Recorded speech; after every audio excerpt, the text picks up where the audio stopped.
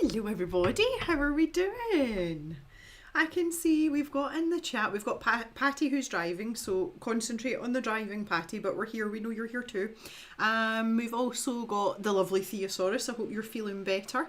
And we've got Roseanne, yay! And we've got Jan too, lovely. I do think it's going to be a bit of a quieter stream today. I didn't really do much to publicise it, you know, normally I put out a wee quick message on the posts page on YouTube or sometimes on the other socials.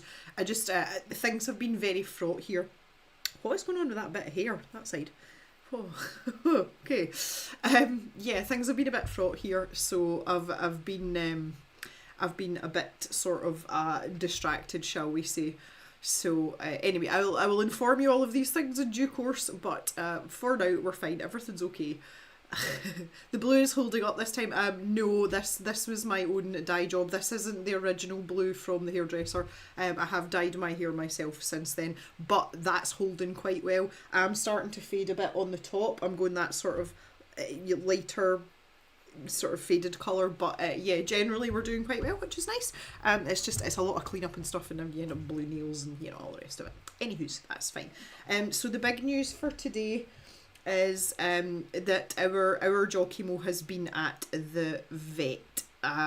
He had a very abnormally large testicle, and we obviously, because of his age, were very worried about him. So today he has been, and unfortunately he is now sans testicles. So we've had him castrated, and the testicle is being sent away for a biopsy.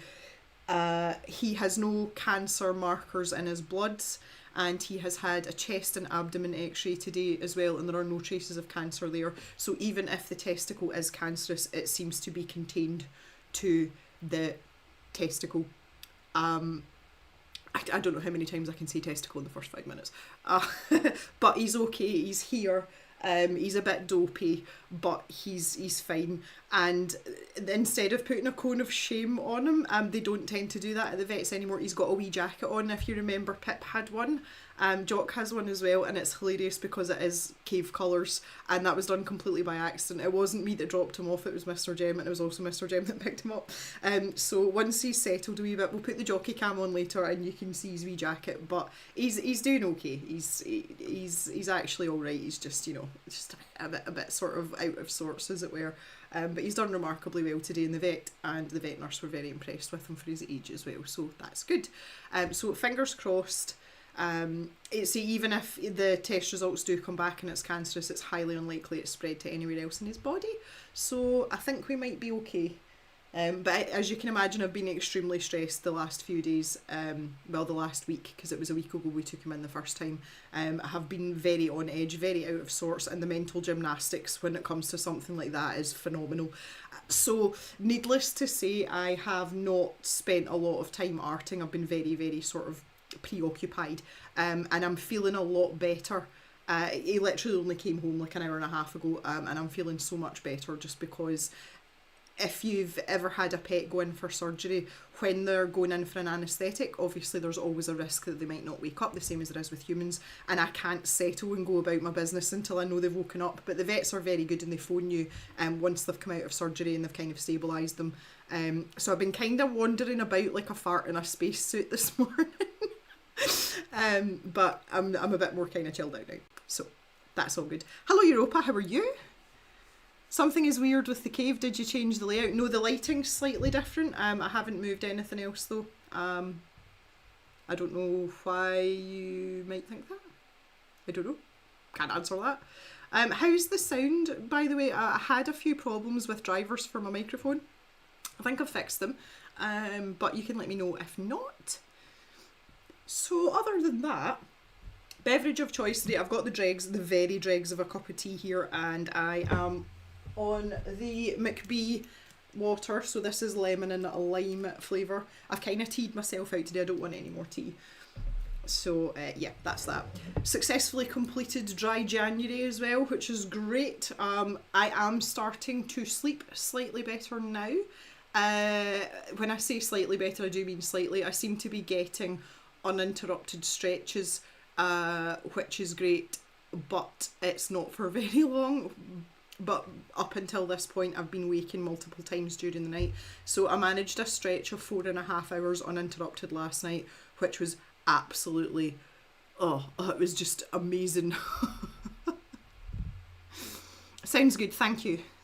As far as Thea can tell, not 100% at hearing, smelling or tasting. Yeah, that's a problem, isn't it? So still not right yet then, Thea. So yeah, anyway, that's you kind of caught up on what's going on. I think the sound's okay, but I'm having to use my laptop as the external not working since I moved everything. Oh no, Jan, there's nothing worse. There's nothing worse. If only I knew about IT. That would be handy. That would be handy. Well, I like to think I'm relatively well versed in my setup. Hi Daria, how are you? I like to think I'm relatively well versed because I've had the same equipment for a while now, but wonders never cease, honestly. You just never know. I've kind of given up pretending to be proficient now. It's just like, if something happens, try and fix it, and if it doesn't, then panic. This unidentified cold. God. Oh, there's nothing worse. Okay, so I didn't put anything in the description for this in terms of what we would actually be doing because I didn't know what I was going to be doing until about 20 minutes ago. So to get us back into the swing of things, I'm going to go back into small victories for a wee while, but then I've got something a bit more exciting which also requires some input from you lovely people in the chat as well, and we're going to have a little arty adventure this afternoon. But I thought just to get my hand warmed up and things, we'd go back to this page in small victories. As I say, I've had zero time to myself. I have just uploaded a video which will be going out on Saturday, and I'm working on a little goodie bundle. I don't know if I can call it a bundle to go with that, to go in the stash shop, which contains something that none of you have seen before. So that's what I've been spending my time doing. So I think it'll be quite nice just to jump back in here, maybe finish this fan off, and I'm quite taken with the one with the trees. I think we'll go there next. And then after that we can start on our other little arty project. Have any of you got your whips with you today? Is anybody working on anything exciting, or are you in the same boat as me? Pray tell. Right, so let's get some pencils on the go. I can't really remember what colours I was using here, but I don't suppose it matters much. I think I'll take a little dip into, I'm going to go espresso. I've got a nice new espresso pencil here with the factory sharpener on it, which I quite like, and I'm going to use that for the tyres on this. So I'm just tuck that under there. My autofocus as well has been kind of playing up, which is weird. But let's see if we can get a good position. Casting a shot. I've got a light on that side today. The light's really weird outside as well. It's done nothing but rain here. That's been a solid week now where it's rained every day. We had one dry day last Wednesday and it was raining before that as well. So, you know, yeah, what can you do? I want to find, have I got a little clippy clip somewhere? I don't have one to hand. Let me just fold this back. My whip is, oh yes, I'm working. Daria's working on a 2,000 piece jigsaw puzzle. And Patty's whip is she's driving. Just a figment of your tortured imagination. Oh, that's funny. Oh, right, okay. Anywho's, let's get down to some colouring here. We'll get started. Right, come on, autofocus, you can do it. I might have to go the old Manuel, I think. Let's try that. See how we go. See, I'm casting terrible shadows here. Let me just grab this other light.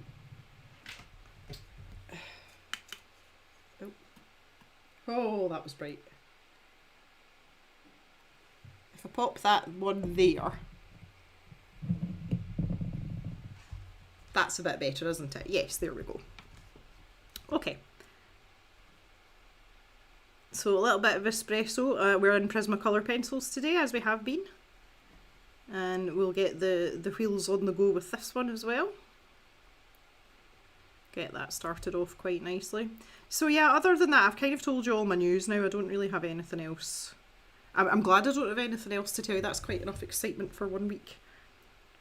I'm just really fed up with the weather now, because we're at that stage where everything outside is like swampy. It's not even fun to walk about in anymore, and if any of the dogs sort of sniff in the wrong direction, you turn around and they're just muddy from basically the bottom up to their bellies. So we're doing a lot of squelching about just now. It is my least favourite time of year, and it's also the time of year, if ever my mental health is going to be compromised, it's February. So we're just kind of trying to stick it out just now and get through it and try and make it to my birthday at the beginning of March in one piece. Well, see, now we've got Jock dealt with, I'm substantially happier. I really wasn't a happy wee camper this last week, but that's to be expected. And it's one of those things as well, he's an old dog now, you know, like something's going to get him, but it doesn't make it any nicer to deal with. But I'm just, I'm just really relieved. So I feel like I can get on with my life a bit now. Jan's hoping her new window cleaner will come soon, so you can see outside.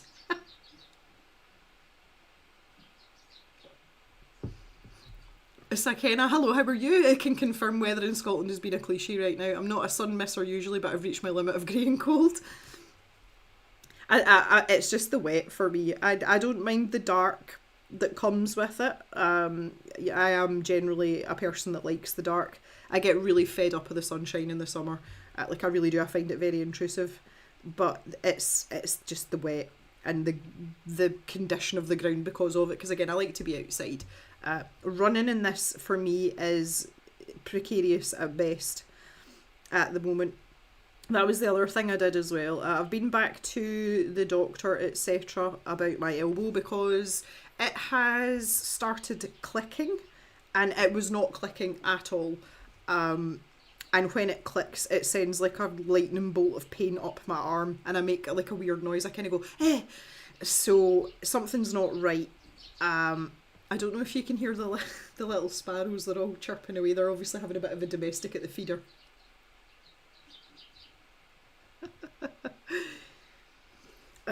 So I've been back. I had to go to the GP, which is ridiculous. And she has given me a referral back to the orthopaedic doctor and also the physiotherapist as well. So that's the next thing. But it's absolutely not right. I do have hypermobility in my elbows. So when I straighten my arm, like my arm's at an obtuse angle on the top. And I can't do that with this arm, and when I try to do it, my arm starts to shake. So we're definitely there's something going on there. But the clicking, it's really unpredictable and it catches me at like inopportune moments, and obviously it hurts. So yeah, not great. The doctor wasn't particularly, like, she was very sort of blasé about it. She's like, yeah, you just go back to the orthopaedic, and I'm like, oh. And she said, well, if it's not a specific movement that's doing it, I can't help you. And I'm like, well, that's fair. I'm going to grab the pale vermilion here. Pop a little bit of that in there.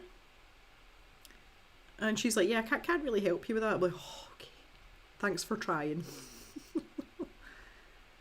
So goodness knows, to be fair, I've just got to wait now, but goodness knows when I'll get an appointment through. Our local minor injuries unit is quite efficient, so I'm hoping that that's gonna do the thing for me, because I know sometimes you have to wait months and months for appointments for these things. I did let her know though that it's sore to do up my bra, so I'm hoping like, you know, it's affecting day-to-day operations, so hopefully they'll get a move on, but I'll just have to sit tight and wait and see what happens. So there's not much else I can do on that front either, apart from just suck it up, buttercup. I'm feeling more blues. I think I might go back to that indigo pencil because I was definitely using that. I remember using that. Get that on the go. Give it a wee sharpen.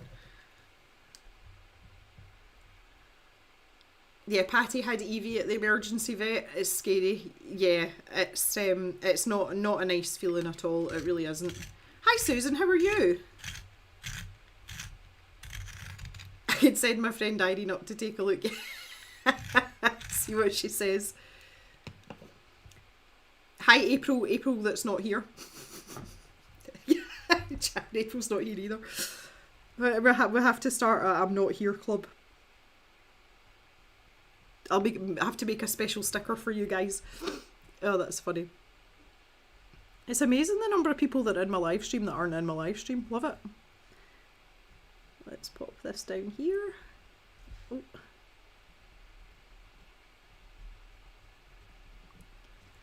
So on the agenda for the coming week as well, and I talked a wee bit about my art supplies and just generally, you know, trying to be a bit more mindful and maybe getting rid of a few bits and pieces that really aren't getting used.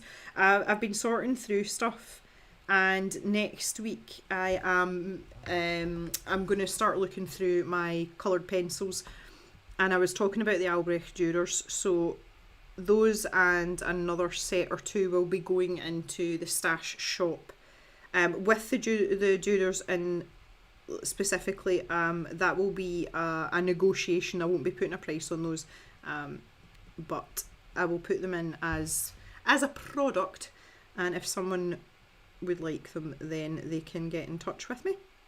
So that's kind of next week's job in terms of the stash shop.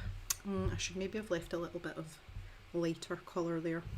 I'm going to take the black as well. The tire situation's not pleasing me, so I'm going to grab my wee black pencil and just maybe put a bit of a shadow in there. Shadow.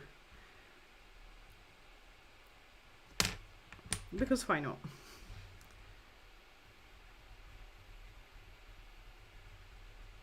Yeah, I felt like this trim along the bottom, I wanted it to blend into my blendy bit. Give a more streamlined appearance. I know that you can get much less streamlined than having a tank with an octopus on the back of your vehicle, but you know, one can try. And I think I'll maybe have like a shiny back bumper. My old pickup had a chrome back bumper, and it never stayed shut. I think that's a terrible idea for a pickup truck. Like, why would you do that? Because it's never going to stay clean, and it never did. My new one doesn't have a shiny back bumper. Wise move. Let's grab a yellow colour now. Oh, so canary yellow. Just from a little headlight here. Beep, beep. And maybe that backlight as well. Oh, it's so cute. Right, I'm going to move on to the trees. I'm going to stick with the canary yellow because I've got these little stars here. I'm just going to go straight in there. Yeah, that's fun. I feel like this is really old fashioned, you know, a really old fashioned one with the wooden back on it.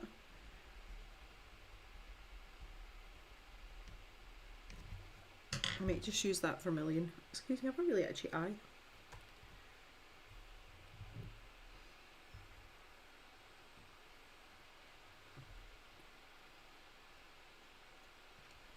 Hi Martine, how are you?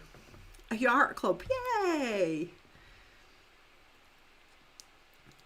If you are in the market for the Albrecht Dürers, Sakena, you can send me an email if you would like. I would be happy to give you first dibs on them. Thea, could you pop my email address up in the chat for Sakena, please? Just drop me a wee email and I'll be happy to discuss it with you and send you some photos, etc. and we can have a wee chat. See, it's the price is negotiable, it's completely negotiable. I would rather those pencils went to someone that was going to use them than just stick them up at an arbitrary price, and you know, because I do get emotionally attached to inanimate objects, and my art supplies are no exception, but I just feel that they deserve better because I really don't use them.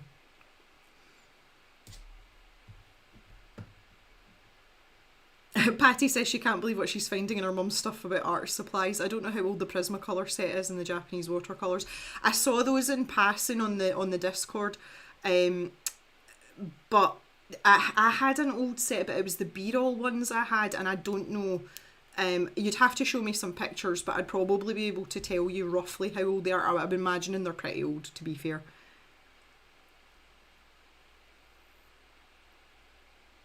April needs an art club. How big is the set? It's the full set, it's 120. Some of the pencils are quite well used, but it's only one or two of them. Most of them are like more or less full length. Say if you drop me an email, Thea's dropped my email address in the chat. If you drop me an email, I'll send you some photos and you can have a wee look for yourself and see what you think. I would be happy to do that. That is not a problem. I have so many because I've started kind of looking through stuff, and you know you've got too much stuff, and that applies to everything, not just art supplies obviously, but see when you come across something and you forgot that you had it, that is a classic sign of overconsumption and like ultimate consumerism, and I try to keep away from that as much as possible now. I'm one of these people, I'm sure some of you have heard the expression messy desk, tidy mind. That's not me. See, if I'm surrounded by chaos and clutter, and I have talked about this before, it makes me really uneasy, and having a sort of semi-regular clear out really helps with that. But see, I just feel like having all this stuff when someone else could make better use of it, like why have I got it? I don't need it, and it clears a little bit of space for me. Mentally, I spend a lot of time in the cave because I do my proper job in here as well. So if we're clutter free on the outside, we're clutter free on the inside. So yes, that's the way I feel about it. But yeah, there's been a few things I've come across and I'm like, kind of forgot I had that. And I'm like, clearly you don't need it if you didn't know you had it. So that's my logic, and I'm sticking to it. And I get a nice satisfaction as well. Just perusing for greens here. I get a nice satisfaction out of knowing that something's going to someone who's going to give it some love as well. I have had people in the past share things they've done with that kind of thing, which is lovely. Okay, we're on to Sap Green Light. Probably one of, if not my most favourite Prismacolor colour. It's not quite the colour of my living room walls. It's a little bit more desaturated, but it's very close. But I'm gonna get myself some nice little trees on the go. Happy little trees. I'll start with these two. Get a little base layer of colour down. I have to say that the Prismacolor pencils, they play very well in this book with the paper. It's a very easy and pleasant process, which is real good. Makes me happy. Okay, let's pick a slightly darker green. Let's go with Kelly green. Oh, we need a sharpen here. Get this sharpened up. I have been very invested in good stuff, not buy all the things minded when it comes to pencils. I got a small set for Christmas a few years ago, but couldn't bring myself to buy the full set. Well, that's fair. They are, you know, the full set of 120. They're pretty expensive.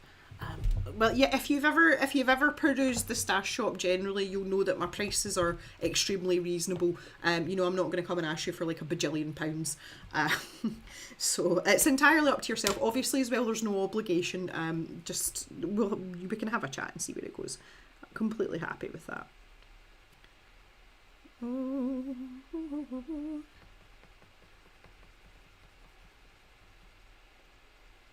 This Kelly green is just perfect with the Sap Green Light. They go together so well. So nice. So I have been doing a bit of computer gaming. One of the things that, apart from Animal Crossing, which I play every day, or most days at least, I had a little bit of time to myself at the weekend, like just an hour or two, and decided to start playing Steampunk 2077, which is a game I've always meant to get to and never got to. Mr. Jem bought me it for the Switch 2 for my Christmas, and I started playing that for a couple of hours, and it absolutely blew my socks off from the get-go. So I'm hopefully going to get a chance to play a little bit more tonight. I'm quite excited about that, but I am also extremely excited because I've seen all the gameplay trailers for the new Resident Evil game, which is coming out on the 27th of this month, and I am super excited about that. I absolutely loved Resident Evil 2. That was the first one that I played, and I'm talking about the original, not the remake. I love survival horror games. I love being scared, like deliciously scared. So I've always had a bit of a thing for it, but I didn't like the later games that were more sort of arcadey style. I like the survival horror element. So I was really into 7. That is hands down the scariest game I have ever played, and I got to the point where I had to have Mr. Jem in the room with me because I thought I was going to like have a heart attack or something. It was just really wasn't my thing. So the new one is a really good mixture of that sort of action horror and, you know, proper scary creepy horror. It looks fantastic, so I'm pumped for it. I can't wait for that. But in the meantime, I'm going to play Cyberpunk and just have a really good time. So that was really fun at the weekend. I enjoyed that. I enjoyed it a lot.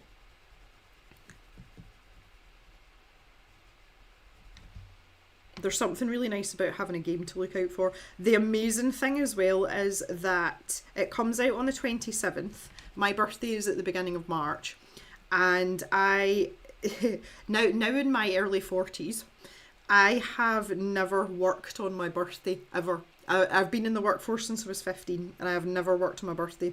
The reason for it is I'd very rarely take holiday days from work. I'm just looking for a darker green again. I think I'm going to go for olive green. So my birthday is a good time just to take like a day or two off. So I have booked off. My birthday is on a Monday, and I have booked the Monday and the Tuesday off because I don't work my proper job on a Wednesday. So that would give me from the Friday all the way through until the following Thursday off. So, and Resident Evil's landing like just at that time. So guess what I'm going to be doing my days off? I'm going to sit in my pyjamas and play computer games all day, and it's going to be great. I'm really looking forward to that at the end of the month. And it's nice to have little things like that to look forward to. I've got so many holiday days now as well, which is something I never had before because I used to be self-employed, whereas now being an employee, which is when I say a fairly recent thing, it's been a couple of years now, it's just one of those novelties, like I get to take time off and get paid. Oh yes, I'll have some of that, thank you. So I've got that set up. I've already put in for my holiday days. So looking forward to that immensely. I'll need to see if Mr. Jem's about though, just in case it gets really scary. You should all give the stream a thumbs up, hint hint. Yes, thank you, April. Evie seems okay now. She was on Benadryl for a few days. So the swelling's gone down then, Patty. That's good to hear. Hi, Cal. Love Resident Evil. Yes. I'm home now, not driving. I think sticker is required. Okay. Cal stopped after Nemesis. This is about Resident Evil until 7, and I don't think I finished 8, but the new one looks good. I've been playing Final Fantasy 16. Yeah, I didn't. I played Nemesis. I didn't complete it. I just yeah. And then everyone goes on about 4 being the best one ever, and I was just like, nah. The first part's fun when you're going through the village, but after that I just wasn't that excited about it. 5 was mediocre, 6 was terrible. That was the one where you could play as what's her name? Is it Shiva? That was awful, just awful. Seven is by far, like, hands down my favourite. And some people didn't like it because it was too scary, and I get that. But I loved it. It absolutely scared the pants off me in a totally good way. I don't think you finished 8. No, it wasn't for me. I watched someone play like the first hour or 2 of it, and I was just like, nah, do you know what? I can leave that. April always takes her birthday off as well. Yeah. As someone who finds Hammer horror films terrifying, I'll give this a miss. I don't know why I like scary games either, but I just do. I was looking at the Silent Hill remake as well. That looks pretty good. I've got so many games though that I haven't played. Like, yeah, I really don't need any more games in my life, but yeah, there's always room. Let's start on some wood. Oh, we've got Ochre Brûlé. PC943. I'll start on a wee wood grain effect. You all know I like a good wood grain effect. I might just do these wee tree trunks in here as well. I'm just at my comment about trucks being aerodynamic. I don't think any of these are particularly aerodynamic, particularly this one. The Resident Evil games are terrifying. Try playing the one on the Wii back in the day. So that would have been 4 or 5 maybe. I didn't make it for more than 10 minutes. But I think as well though, bearing in mind, I'm going to have to Google this because I'm so old now I can't remember stuff. When Resident Evil 2 came out, it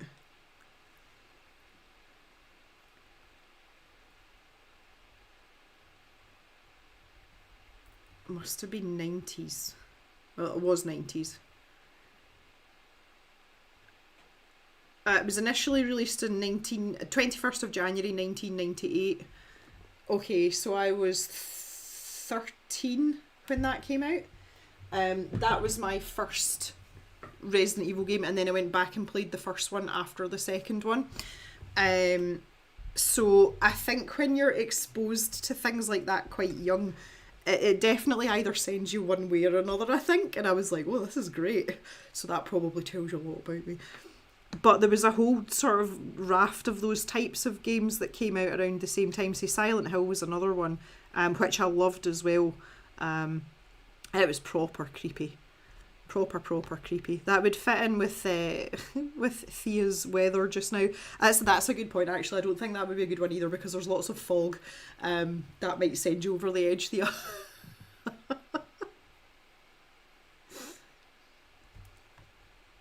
But yeah, the second one was a lot better because they'd kind of fixed the controls a little bit. Because I mean, the original controls is, if anyone knows what tank controls are, it's really clunky. But there was a lot of thinking involved because you had to be very economical with your ammo, and there was areas where you thought you'd cleared an area and the zombies would all respawn, so you maybe haven't been there for like an hour, and then you go back through a doorway and all of a sudden someone goes and jumps out on you. You're like, super fun. Super fun. The Resident Evil 2 remake as well was fantastic. It was so good. They did such a good job with it, and I really enjoyed that as well.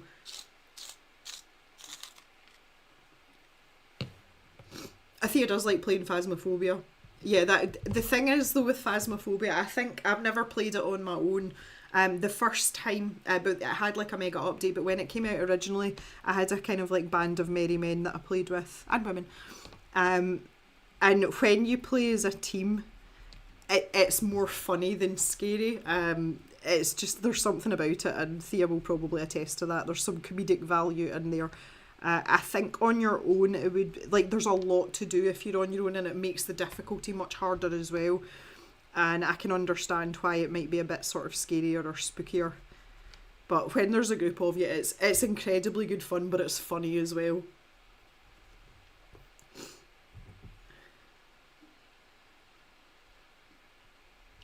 I would be up for some more Phasmophobia, absolutely.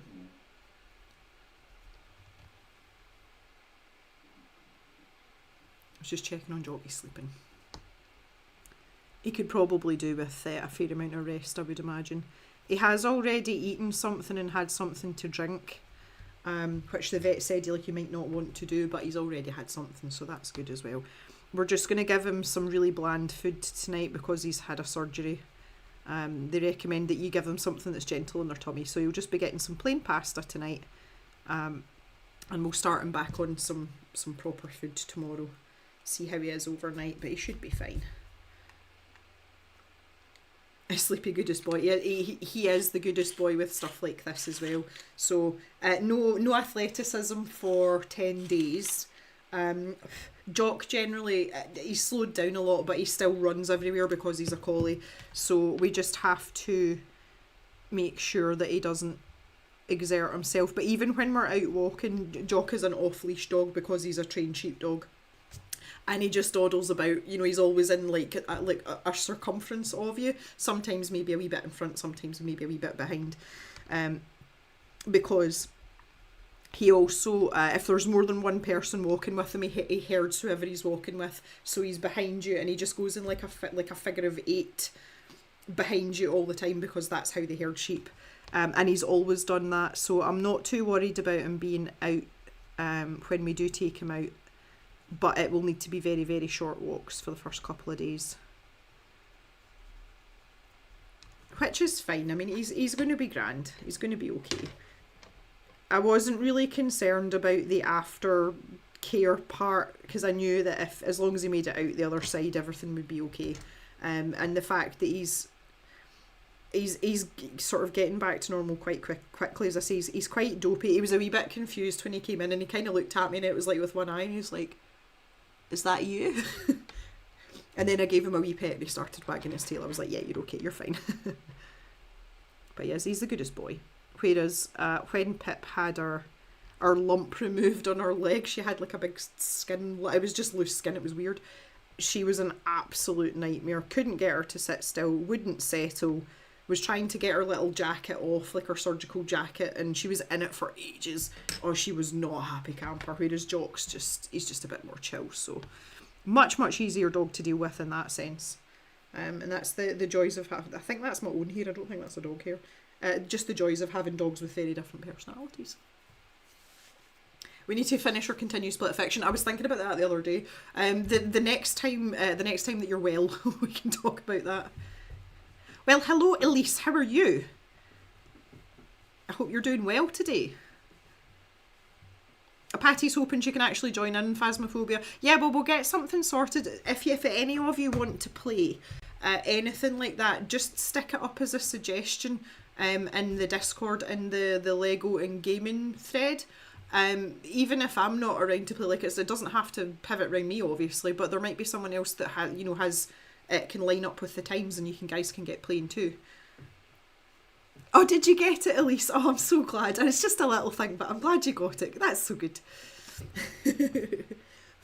I'm sure you'll find a use for it. Right, what other colour do I want here for this little truck? I don't know. I'm not sure.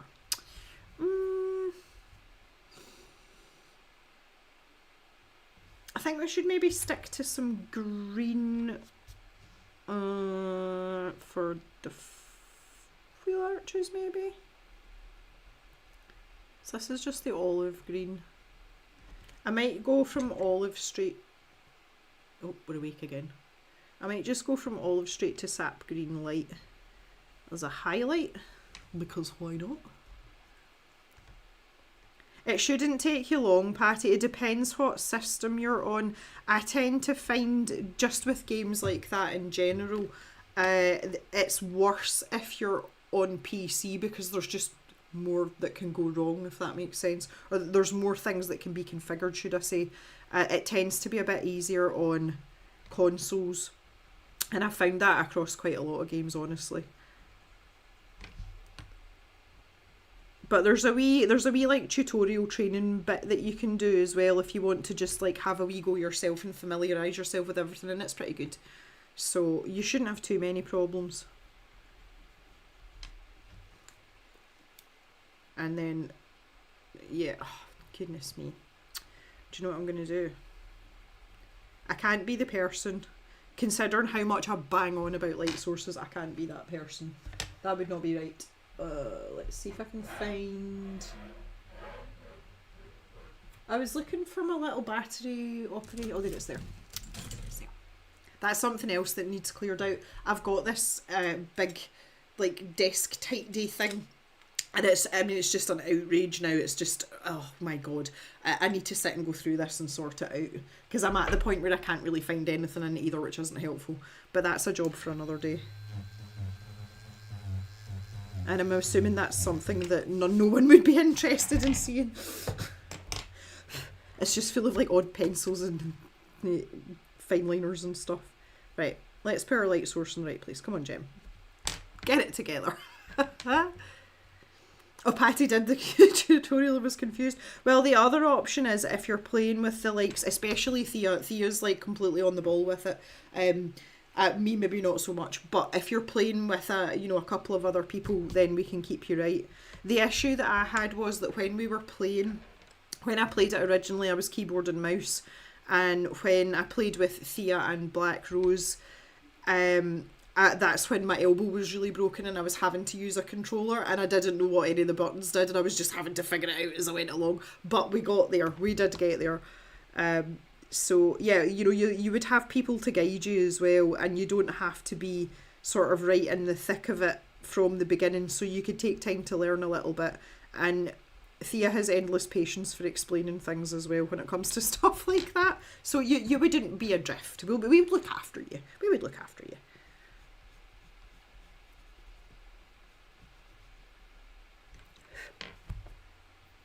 Okay, I quite like that. I'm into this.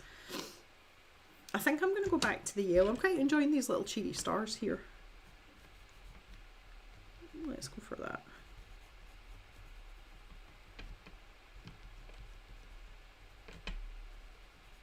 Papa Jem would approve. Yellow truck.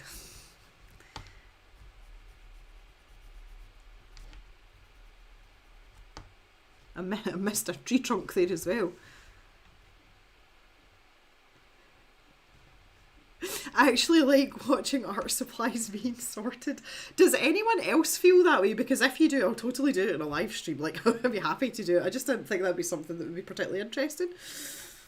That's random. I can't remember what brown I used now. I think it was this one, wasn't it?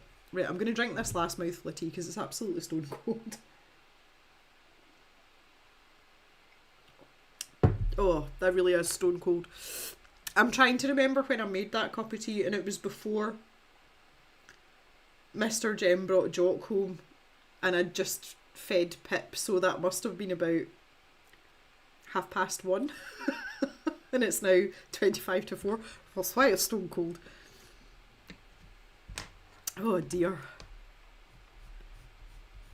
Oh, I thought I heard a wee snore, but he's awake. Oh, son. Are you okay? Oh, we're sore. Oh, we're on the move. Oh no. He's going, oh. You okay?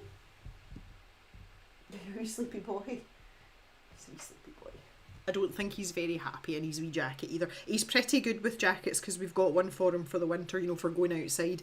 But obviously the one he has on is quite restrictive. He's actually trying to lick his stitches through the jacket. So you're not going to get anywhere with that, I'm afraid, Jock. A poor wee sausage. Sorting stuff is making my brain happy, just can't do it myself. You would watch it? Okay. I'd like to watch someone sort out. we could do a remote stream from Jan's art desk. I'm sure most of you know Jan technically doesn't stay that far away from me, in that I can jump on like a main motorway and get to her in a couple of hours. So I could just do like a live stream on location and sort Jan. I love sorting people's stuff out. Like, I love it. I love organising things. If honestly, if you guys are into the next live stream that we've got, I think the next one's another Wednesday. I see everything's kind of fragmented just because of Jock and one thing and another. I'm just going to check my my planner, my digital planner, which I'm still also keeping up and is very helpful. Oh, that's the secret project. I can't show you that. Let me just pull this up and we'll find out. Okay, no, so our next live stream is 2 weeks today. So next one is a Wednesday again, but it's not next Wednesday. I've got stuff on next Wednesday which I'm not allowed to talk about. Not for any exciting reasons for you guys. It's legal stuff, so I can't talk about it. But yes, so we've got the next WIP Wednesday is the 18th, so I will leave that till then, and we can sort through it and find out what's in it together if everybody thinks that that's something they'd want to watch, or also strange.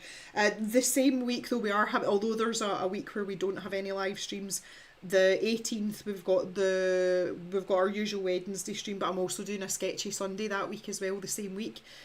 So that's quite nice. I have tried to kind of space them out a little bit to give me time to work on videos as well. I'm not going to be in the position from this point where there's going to be a live stream every week and a video, because I just don't have time for it anymore. So I was trying to kind of distribute things so that there was a mix of both. But naturally, when we're organised with videos, they do take much more time than live streams, because I don't have to edit anything with live streams. And that's why I kind of like them. But YouTube does not like you doing just live streams. I have learned this.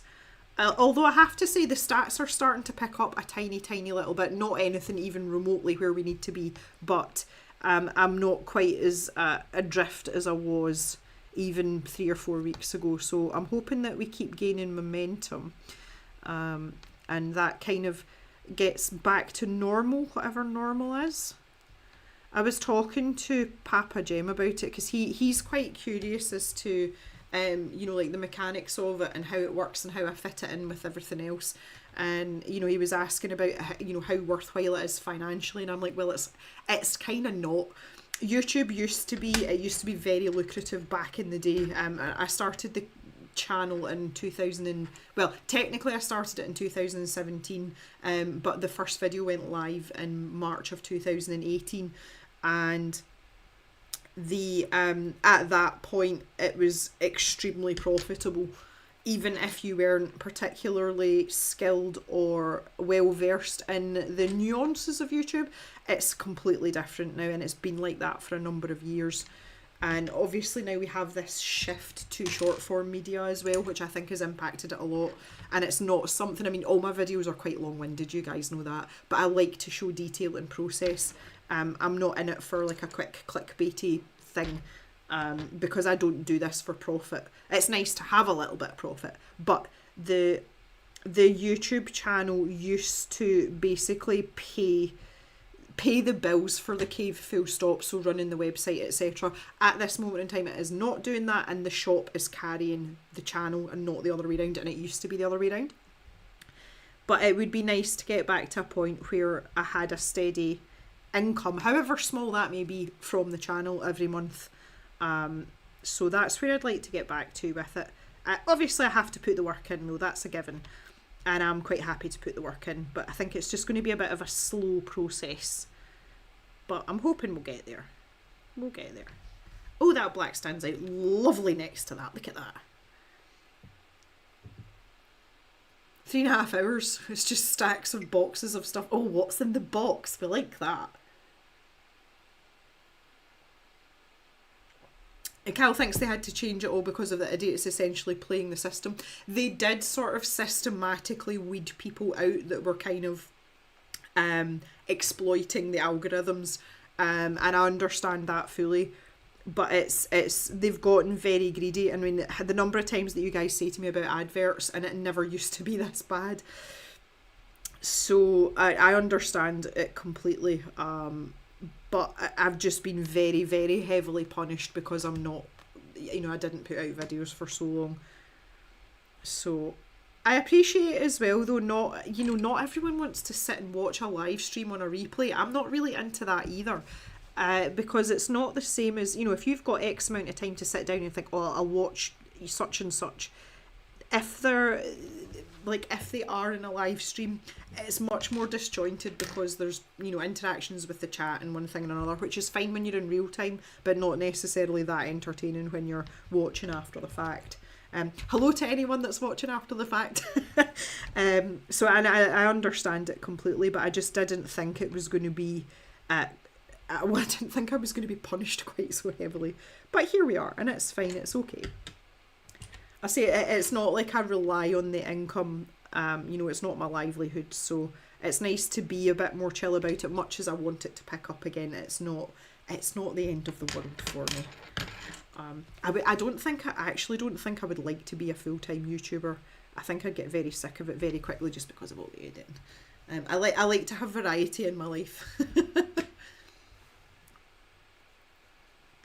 Is there still a P.O. box for the cave? No, there is not. That was something that I had to get rid of because it was very, very expensive. And also I just wasn't getting a throughput of anything. Everything is now you get pestered by email. So if you do want to send something, you can get in touch with me, Cal. Quite happy to give you my address. The ones that Patty doesn't like are the rage baiters that are angry over everything. Hi Dee, how are you? Nice to see you. Hello to you too. I watched the lives I've missed, but missed the comments, yeah. Jan's giving away all our secrets. I watch live replays of you stopping my laptop going to sleep. Oops. Yep, no problem, Cal. I'm very intrigued now. I have to say that see if Cal says she's sending you something. Cal is the person that sent me the llama mug. For those of you that haven't seen it, I'll just grab it. It's just here. This was a present from Cal many moons ago. That was a long time ago, wasn't it, Cal? And also the wind-up llamas, which are way up on the top shelf that I can't reach because I'm not tall enough. But if that's anything to go by, I'm really excited if Cal wants to send something to the cave. Oh, I'm dropping things. It's one of those things as well where I think as well, see, just having a P.O. box, it's not... it's a bit tone deaf these days as well, because you're almost kind of saying that you're expecting people to send you things, and I think times have changed. I've noticed as well, and I don't know if you guys have too, there's so fewer, especially in the art community, there's far less like haul videos now, and it's just because it's, you know, I certainly wouldn't feel comfortable doing something like that because you're just pulling stuff out for the sake of pulling stuff out. I'll never get over a kid saying he could have strawberry milk because it was vegan. Right.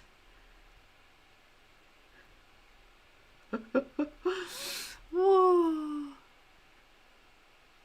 I think Jem would dread it back in the day when she saw the purple. Like, not at all. Not at all. Oh, there we go. We've shifted positions again. I am doing my best to get through this tea. I don't know why I'm like torturing myself. I literally don't have to do this, but like, well, I've got to finish it. Started it, so I've got to finish it. Done. Empty. I think I'll have some water now. I'm surprised at how many YouTubers say don't send me things, but here's my P.O. box. I don't really know what to say to that. Yeah, it just wasn't a thing for me, honestly. The prices that they charge for P.O. boxes is a lot. Like, it really is. It's a lot. Okay, I'm really happy with my little trucks here. I would love to have a bit of time. This is what I envisage, and I do this a lot. Like, I have sort of little images in my head of how I want to do things. Some people call it manifest, and it's not quite like that, but I get a nice picture in my head of me doing something that I would like to do, and I try and kind of aim to get myself there. And I would love to sit one night. Mr. Jem and I rarely have an evening together in our living room. One or other of us is always doing, so like, we're always busy. But when we do have an evening together, we don't necessarily want to do the same thing. And we're very good at just doing our own thing, but we're kind of in the same room together. Like, we're comfortable in each other's silence. And I'm really off watching TV just now. Like, I don't want to watch a box set of anything or a season of whatever. Like I'm not into it just now. So Mr. Jem's kind of found something to watch himself, and while he's doing that, I'll still sit with him, but I'm doing something else and not paying attention. So I feel like that might happen at some point, maybe later in the week or at the weekend. And I think what I'm going to do is I'm going to take this book with me out of the cave into my living space, and I'll maybe sit and try and finish this the first time we've got a quiet night. I don't know when that's going to be, but I would like to do that this week because I would like to get this page finished, because I don't feel as if I've really achieved anything in terms of art. I've been kind of like, you know, back and forth bitty stuff. I feel I want to finish something, and if I'm going to finish anything, it's going to be this page. Let's be realistic. So let's do that. Let's aim for that. Does the Big Book of Gratitude still survive? Yes, it does. It is still there. It's actually sitting on, I can point at it, like I can see it from here, it's over here. Yes, it is very much still there, and I looked through it not that long ago as well, and it was really nice and it made me smile. There's people in the chat here that had sent me things to go in that too. I've got like a pin board now, and you can't see it because it's on the same wall as the setup here. But when people do send me little things in the mail, the letters or whatever that come with them, I pin them up on the pin board. So there's loads of them up there. Once that fills up again, I put them into the Big Book of Gratitude and then like start again, which is really nice. I love it. I don't think Terry's not in the chat today, is she? Terry is our friend from Hawaii, and she says she sent me a meme that she printed out, and it says, "Meanwhile in Hawaii, time to crack out the winter shoes," and it's a picture of someone with a pair of sports socks on and then their flip-flops on over the sports socks. That really made me laugh. So stuff like that, like that's there. So yes, the Big Book of Gratitude lives on. It's so good. Visualization, that's the word, thank you. Right, I'm going to call it a do here because we need to do, I need a bit of input from the chat, please, for the next section. Patty hasn't really watched TV since Mum got sick. Yeah, starting to get back to watching. Also haven't been up to doing my Lego sets from Christmas. Yeah, you do. You have to take it a step at a time, Patty. I mean, you know, oh, my watch is telling me that it's got an update. 6 minutes. Let's go. Like preparing the update. Let's do it. It took me a while. When Glenn passed away, I basically sat in my living room and I played Luigi's Mansion 3. I'd never touched a Luigi's Mansion game in my life up till that point. And that was basically my coping mechanism, and I played it all day, every day for about a week and completed it. And that was just the way I did, but I did not want to do anything else. I barely had an inclination to eat, let alone do anything. With Mum, it's been a bit different, but it did take me a long time to get back to like wanting to do anything creative, and I think that's perfectly normal. So just take your time, but if you do get a notion for like one of your hobbies, even just like getting set up for something, so like pulling the Lego box out and maybe looking at the instructions and, you know, setting your bags out or whatever, that might be enough just to kickstart you to like maybe want to do, and just do a tiny little bit at a time, and everything will be okay. I promise. I promise. I mean, I'm still going through it myself. My mum has now been away for, it will be 9 months in the middle of the month. So, I mean, it's gone really quickly. I still have some grieving to do myself, but I'm in a pretty good place with it overall.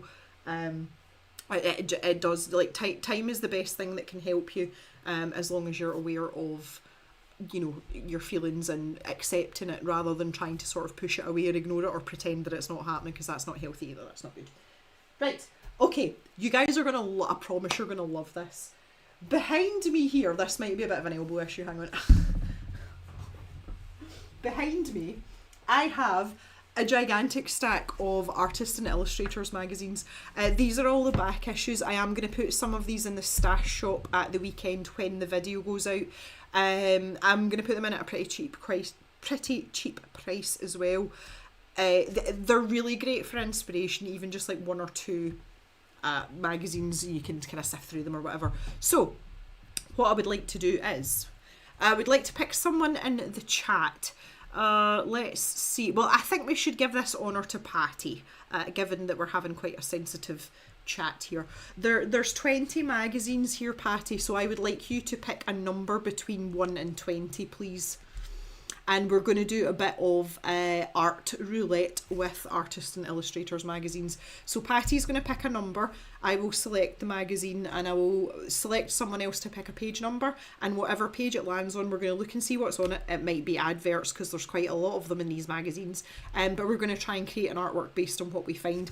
And it will be steered by your suggestions based on what we find. So we could end up in any medium today drawing anything, maybe something I've never drawn before. But let's just see where it goes, and if it grows legs, then great, and if it's absolutely terrible, that's fine. We've had a fun afternoon. It's been 10 years this summer since April's mum passed. I bet it's gone quick. I'll bet you it's gone quick. April's also obsessed with the show Heated Rivalry. I've never heard of that. 1996 was rough, major illness, lost 3 people, but we had a birth and a wedding.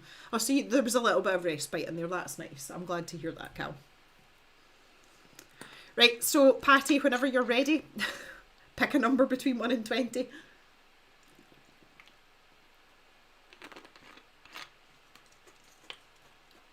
Our water's so good. It's still really cold. It's been in the fridge. It's nice and chilled. So yeah, these magazines, these retail, you can see the price there, £5.99, Great British pounds. I've got a subscription and I pay it yearly, so you get them a wee bit cheaper. It's quite expensive, but everything's expensive now. I do find though that it's really good, even if you don't have time to actually sit down and art. I feel like this keeps me connected to art, if you know what I mean, because I'm reading about art even if I'm not doing art. And it's actually made me like investigate and learn a bit more about some of the classic artists. There was a point where this magazine was very heavily weighted towards watercolour and oil painting, and it kind of put me off for a bit, to be honest. It's changed a lot though, and it's very varied in its content now, and I really, really like that. So yeah, I'm going to stick some of these in the stash shop. This one on the top's probably the one that's in the worst condition. You can see it's a bit kind of like dog-eared. Most of them are in great condition because they literally sit on my kitchen table. Because I normally sit and read in the mornings when I get up and make my cup of tea.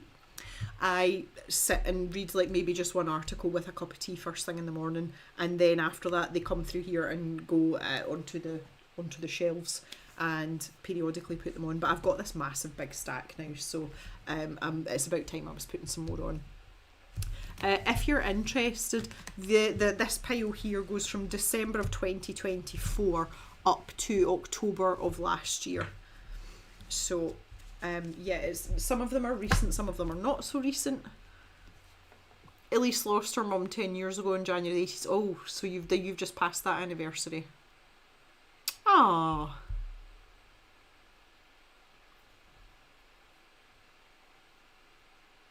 Thea still has to look through the 2 magazines she got from the stash. Cal went to WH Smith and got some magazines. £50. I know, like, it's so easy to do now though, like, it's ridiculous. I think, have we lost Patty? Will I get someone else to pick a number? Patty, are you there?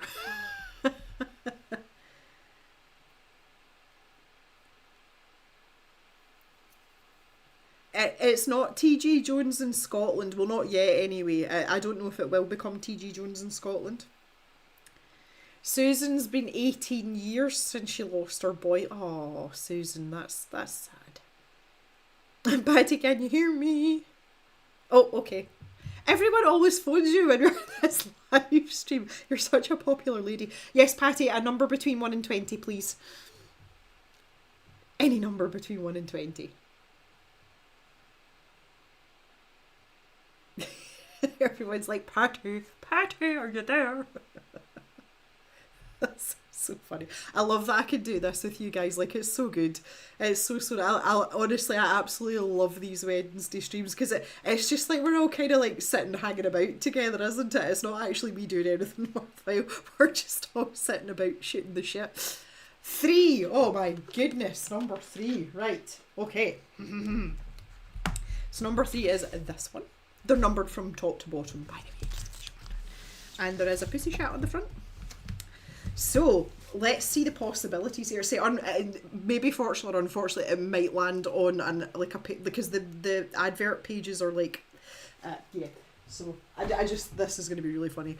Okay, so on the front there's a possibility we might come across tips and tricks for street scenes in oil, ink and watercolour. So none of that's going to be appealing to me, but that's half the fun. Paint your pet with stunning results. Something about landscapes, expert illustrations, art advice, learn how to sell your artwork. Well, that might actually be interesting to read out. Create captivating portraits. Okay, lovely jubbly. Right, for my second pick, I'm going to ask Susan to pick a page number.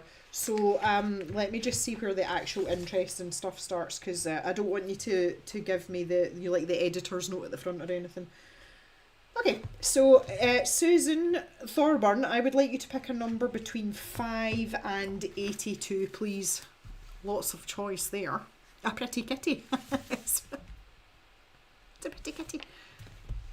Hello Angela, how are you? It's TG Jones here in Montrose, is it? Oh, that's interesting. Well, the last time I was near one was in Edinburgh Waverley, and that was with Jan. For those of you in the chat, I met a caver in real life. The lovely Jan that's in the chat came to Edinburgh for the day, so I went and met her, and we had such a good time.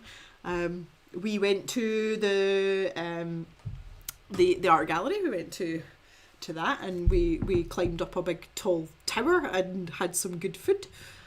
But yes, anyway, the W.H. Smith in Edinburgh Waverley is still W.H. Smith. We might just be a bit behind. Okay, Susan says 14. Page number 14. What am I getting myself into? I always question my my judgment when I think about things. I'm like, yeah, that's a great idea. And then I'm like, oh, that was a terrible idea. Page number 14. Oh. Now.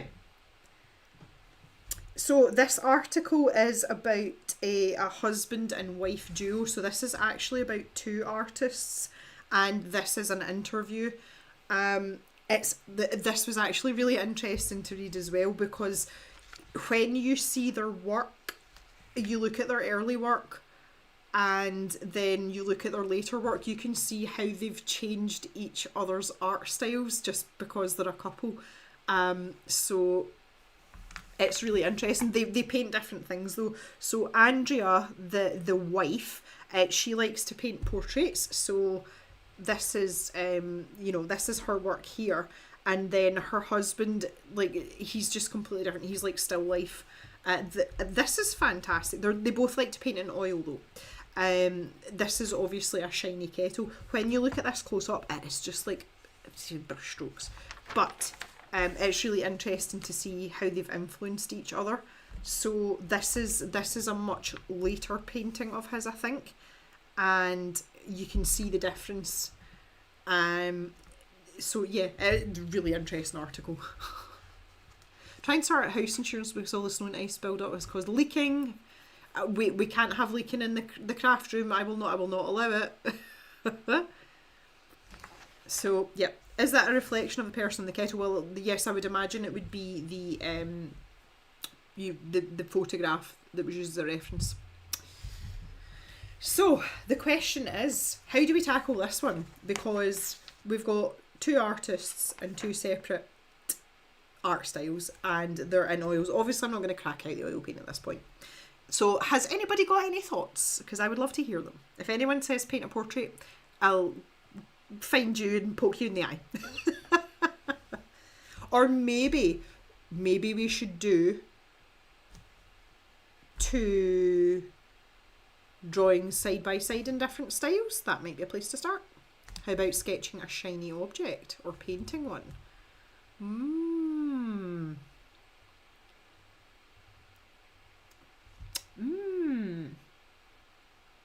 Shiny objects. Oh, Cal says that's what I was thinking. I'm assuming you're referring to the shiny object. It's really interesting that you say that. Oh, same subject, different styles. Okay, yep. Well, why don't we combine those two ideas then? And why don't we... My little brain's going brrrr here. Right, first things first, one of the things that I wanted to do was to try a graphite drawing in my new sketchbook, because I haven't tried graphite properly in it because it is cold pressed watercolour paper. So wanted to see how I could get on with that. But one of the things I wanted to do is this ring that I wear, which I've had for a long time. It used to live on this hand before I damaged this hand. I can't get it over that knuckle anymore. But if I just take this off, Jem could do a painting of a bottle of JD with a self-reflection. Me and Jack aren't really acquainted these days. Well, not for the last month or so anyway. Yes, so just to show you a wee bit about this ring. I've had this ring a long time, and one of the things that I really like about it now is my friend Glyn that I was just talking about. He was with me when I bought this, and he thought I was absolutely off my rocker because it's not straight. It's actually got like a wiggle in it. Like it's, I don't know how well you can see that. It's really difficult to show you. You can see it's wonky, but it's supposed to be wonky, and it's really battle scarred now. I've had this a long time, but I had a bit of a joke about this a long time ago when I worked in a different profession many moons ago. When I was in insurance sales, I had a team of salespeople in a call centre, and I had a young gentleman that worked for me who was lovely. I got on really well with him, but he was very, what I would call blingy. He was very into like labels and designer stuff and like having a flashy car. And I said to him one day, I was like, you do realise that I wear something designer every day? And he kind of looked at me and went, do you? This ring is an Armani ring. If I turn it that way, you can just see it inside there. That is the Emporio Armani stamp. This ring was ridiculously expensive. It's very heavy though. It's a good quality piece, and I invested in this as a woman in my early 20s with lots of disposable income, and it's been with me ever since. I thought just because of all the pits and scratches and everything on it now, and that little stamp that's in there, that would make a great piece to draw in graphite, because there is an element of reflection. Obviously, you've got this weird shape, and then you've got this stamp in the back. Like, I think that would be a really interesting thing to draw. So that's been in my mind since I started this new sketchbook. So, all to say, why don't I try and draw this two different styles? That could fulfill my need of wanting to try graphite in my sketchbook. It will also help with the idea of drawing something shiny. And then maybe I could try and paint it in gouache or something. What do we think to that? You were analysing the ring. It is wavy, it's wonky. It's wonky wonky. And that's just where it lives though. Heard Armani though. Well, that's the thing, like, I'm not a flashy person, I'm not a labels person. I actually saw the ring and I liked it because it was slightly off. You know, I just like things that are a wee bit different. And I was looking for a silver ring. I was, because I had nothing on this hand at all. Obviously, it was years and years and years ago, so wasn't married or anything. And I was looking for a ring for that middle finger. And I saw it and I was like, I like chunky jewellery as well. That's, again, watches and stuff. Like, I like chunky things. And I saw it and I was like, oh, I really like that. And then we found out it was an Armani one and it was really expensive. And I was like, no, do you know what? I'm going to buy that. And I'm trying to think what age I would have been. I would maybe have been 22. So it's 20 odd years old anyway. And I've been wearing it all the time. Just say I had to switch from that finger eventually to that finger after I'd damaged my hand. It's wonky, but not the wonky donkey. I have that book. I have the Wonky Donkey book. Apparently it's very unpolitically correct now and parents frown upon it, but the Wonky Donkey is good. If none of you have seen it, there is a video that's been circulating for years, and it's a Scottish granny, and I think her family moved to Australia or somewhere, but anyway, she's babysitting the grandkids and she's got the Wonky Donkey book and she's never read it before, and she almost can't get through it because she's absolutely wetting herself laughing. The Wonky Donkey sounds amazing in a Scottish accent.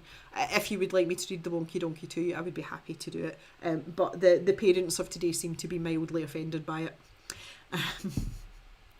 How expensive is expensive? Not at all. Right, you've got to remember that 20 years ago, so that would have been like mid-noughties, and it was over 400 Great British pounds at that point.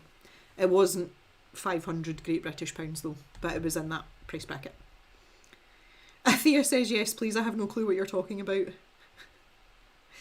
Elise could never get used to wearing a ring. It's funny, it's one of those things that it does take a bit of getting used to, but once you, like, see if I don't have my watch on now, I feel naked, like there's something wrong, and it's the same with earrings as well. See if I don't have earrings in, it's not right. But there was a time when you like first put it on, you're like, oh god, that's dead annoying. I paid for the name for sure. Well, as I say, that this ring is extremely heavy as well. Like there's a lot of silver in that. But yes, I did pay for the name. I did indeed. I don't even know if it's probably worth less now because it's so battered. But it's kind of part of me. It's part of my body now. The only time I've really not liked it is see when I broke my elbow. The doctor that I saw in Cyprus insisted in pulling it off in case I got any swelling in my hand, and I nearly killed him. I actually nearly killed him. The noises that were coming out my mouth because that pulling motion, oh my word. And Mr. Jem said to me afterwards, because he was sitting, the room was partitioned between his desk, his office space, and then he had a little examination bit through the back. So Mr. Jem was sitting in the office and I was on the examination table sitting up, and he was trying to get this ring off. And Mr. Jem said to me, he says that was one of the hardest things he had to sit and listen to because I was screaming in agony and he just wanted to come through and punch the doctor in the face.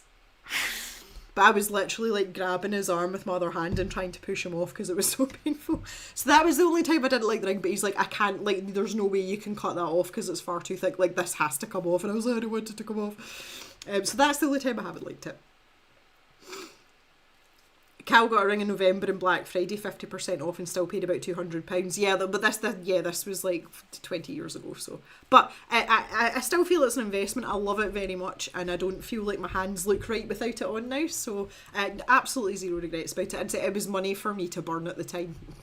But wish it was still like that. Right, okay, anyway, let's push on a wee bit. It's 4:10. Right, what I'm going to do is I'm going to take a wee break and I'll set up the jockey cam. I'll get my sketchbook out and I'll bring the Wonky Donkey book back with me as well, okay? We'll read the Wonky Donkey really quickly and then we can start on some graphite sketching and we'll go from there. Wasn't the ring's fault, blame the doctor. The doctor was just trying to do his job and he was lovely as well. He was a really, really nice guy. I felt bad. I don't know how good his English was in terms of swear words, but Hello, Tammy. What a treat to see you, my dear. I've got a Tiffany bracelet like it. Got it many years ago and it's very heavy. Yeah. But I'll say I'm just used to it now. It's just part of me now. Right, I'll be back in a wee bit. I'm going to see if I can get this elderly dog of mine to go outside and do his business as well, but I'll be as quick as I can, guys, okay? And I need to go and find Wonky Donkey as well. So you now have permission. It doesn't feel right without Ulrika here, but you now have permission to talk about what you're making for dinner or what you've eaten, and I'm sure I can come back and salivate in a few minutes' time.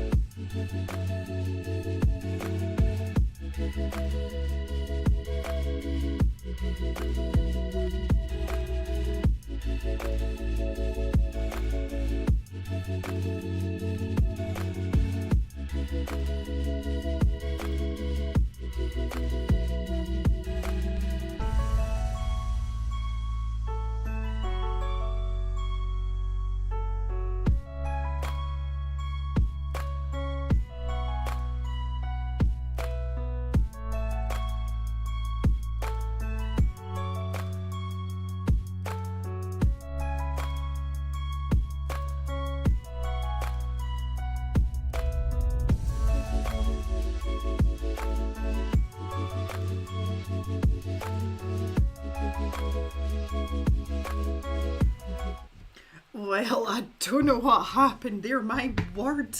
I don't know if I've got any or all of you back. I literally left the room for like 2 seconds, and when I came back, my entire laptop had just shut itself down, like completely, and I was like, oh, that's not good. Anyway, I think we're back. I think we're okay. Hopefully, everything's going to be all right.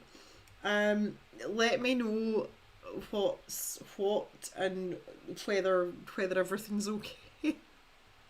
I don't know, like I can't deal with this, like technology, what are we even doing here?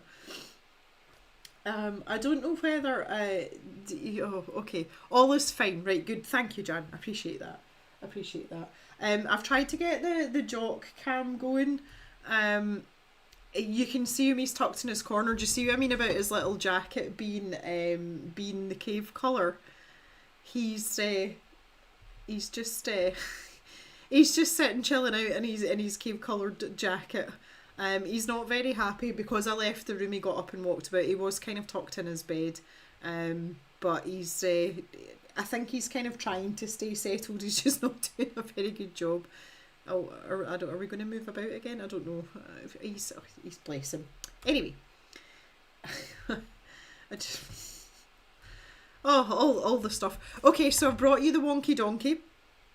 It says on the cover, hilarious internet sensation and bestseller. This did not go down well with parents for political correctness. So if anyone is sensitive to these kinds of things, then I'm warning you now. It makes fun of people who are different. In this case, a donkey that is different. I don't think it's meant in that context personally, but parents, a lot of parents are not happy about this. I just try and sort of look at it as surface level. It's a kid's book, and you can teach your kids a lesson from it. Yes, it's funny, but this is something you wouldn't do to a person in real life. But I'm going to read it to you anyway. It's not very long. So it's called The Wonky Donkey. The illustrations are adorable as well in it as well. It's one of the reasons that I got it. Okay, so the illustrations are by Katz Cowley.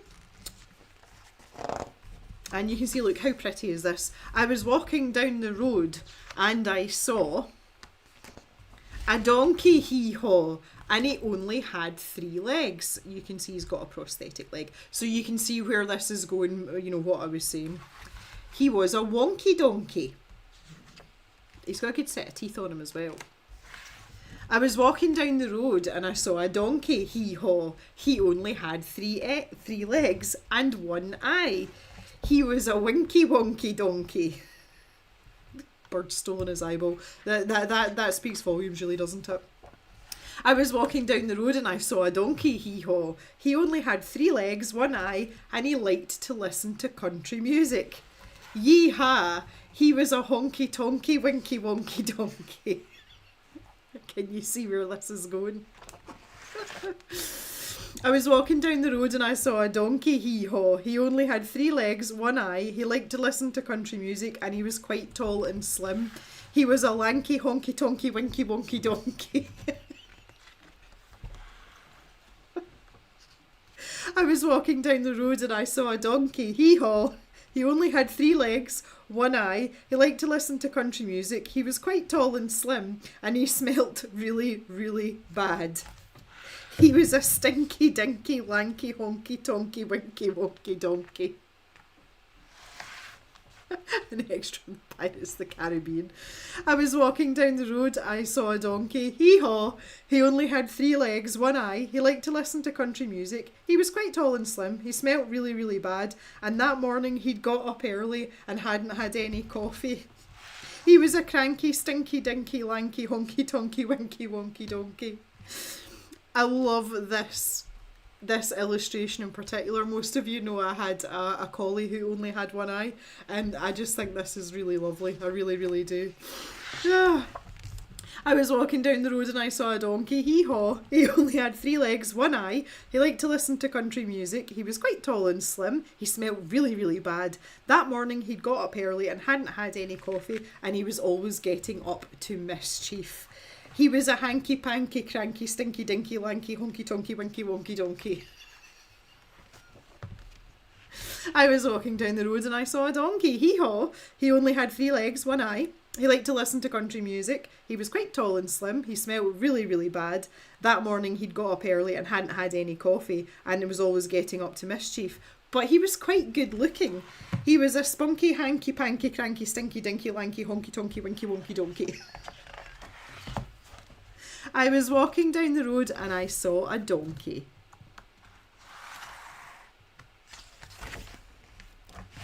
Hee-haw!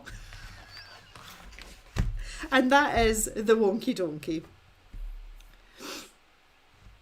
So yes, anyway, the moderate amusement, but isn't it, like, the illustrations are adorable. Katz Cowley has got other stuff online, so you should check it out, even if you don't agree with the content of the book, so you can understand why this is subjective. This book is obviously made for a certain age range, and it's not necessarily teaching the best outlook and way to treat others that are different.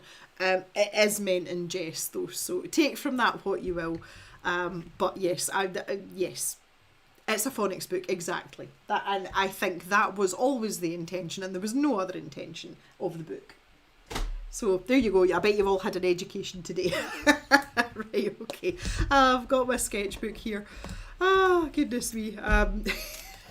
So for those of you that haven't seen this one yet, this is my new sort of, I say day to day, I don't use it day to day because I just don't. This is my newest sort of mainstream sketchbook. It is a Moleskine sketchbook, or however you want to pronounce it. And it's watercolour paper that's in its cold press watercolour paper. It took this gouache like an absolute champ.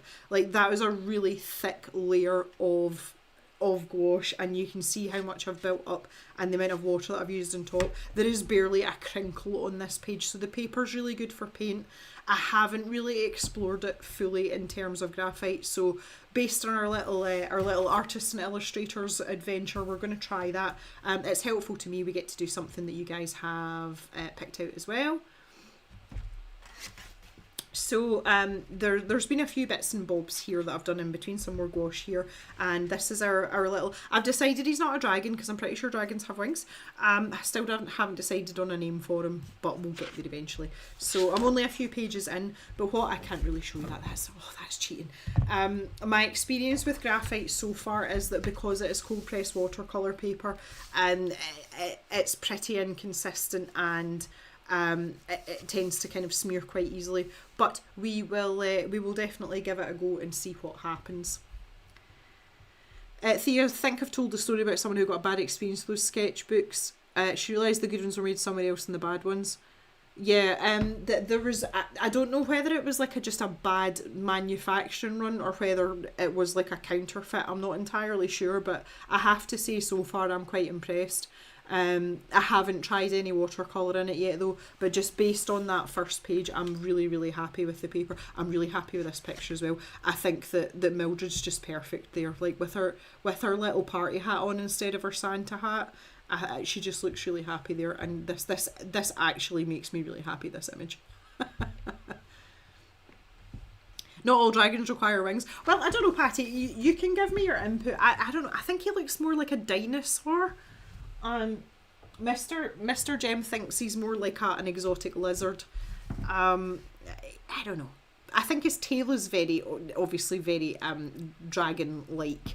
I'm really pleased with him though. He has been utilised already. Still not convinced on a name yet though. But I would say for my skill level in terms of polymer clay, I'm quite pleased with that one.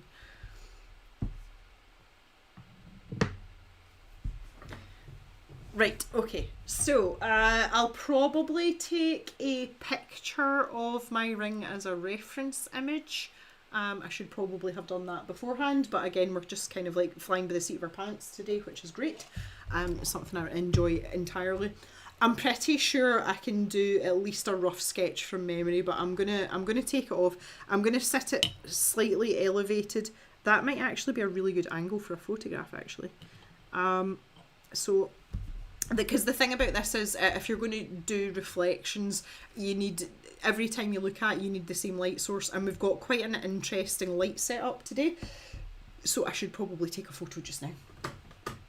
And it means the next time we come back to the stream, when we're not organising my art supplies, then we will have a suitable image. I need to get this from the right angle. I kind of want it. I want you to be able to see like the bevel in it, you know, like the wave in it. So I'm gonna have to take quite an interesting angle here. Excuse me, you can see that in the camera, can't you? Because it shows all the pits on it as well, like the scratches and everything. Which, if we're gonna do a fairly accurate graphite drawing, I would want to include them as well. Oh, that's gone to selfie mode. What's going on here? I have got a new handset. I can't say I'm particularly impressed or excited about it, to be honest. But right, I think that's maybe the best I'm going to get. Oh, right, let me just do a wee thing with this. Edit it, crop it. Make it sensible. Oh, that's good. I don't know how well y'all can see that there, but that's a pretty good image. You can see how battered and battle worn it is. As I say, the ring is like 20 years old, if not older. But yeah, that's actually a really good photo. I'm really pleased with that. A good show, always helpful. I'm going to pop this back on my finger, I think. In fact, no, I'm gonna leave it there. See, I'm obviously looking at it at a slightly different angle to that photograph I've just taken. Maybe it'll be helpful to have both though. Right, I think we're going to need that. I know we're going to need that. Let's grab an F pencil. Most of you know that is my favoured grade of pencil. I'm digging about in my pencil case here. This is a bit of an abomination as well now. There we go. There's an Artful F. I tend to flip between, I've got 3 of these, and I've also got the Faber-Castell F grade pencils as well. I don't find much difference in them, honestly, so I just jump between them. The F grade pencils are in that ridiculous not desk tidy that we'll deal with next live stream. Can we have that picture for reference in the Discord? Yes, you can, Thea. I will post that up later. You would be more than welcome to have that. That is not a problem. I will do that for you. You know, I'm always happy to share reference images in the Discord. For anyone that's in the chat today that is familiar with Discord, we do have a Colour Cave Discord, obviously. It's quite active, although there's a small, like, we're small but mighty, I think that's fair to say, isn't it, Thea? And Thea's kind of the person, she's like the custodian of it. But we have various threads or channels about different topics. It's not just art stuff, but we do share pictures just to be used as reference. We do talk about art stuff. We do have a channel that's called It's a Pencil, just for fun. So if anyone wants to join the Discord, please just let myself or Thea know and we will get you added in and you can join our little cozy Colour Cave Discord community as well.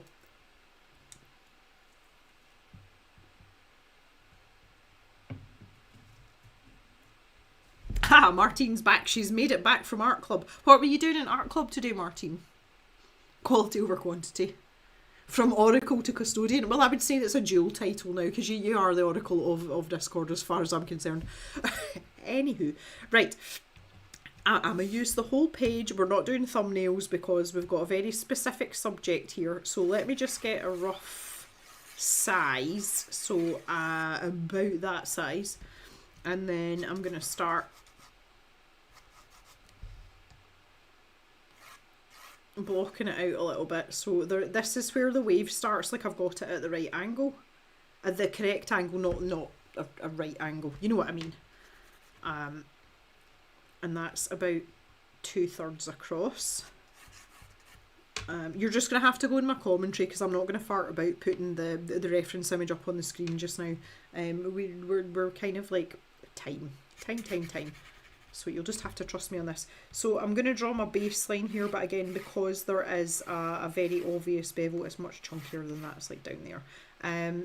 It kind of is up here and then about there.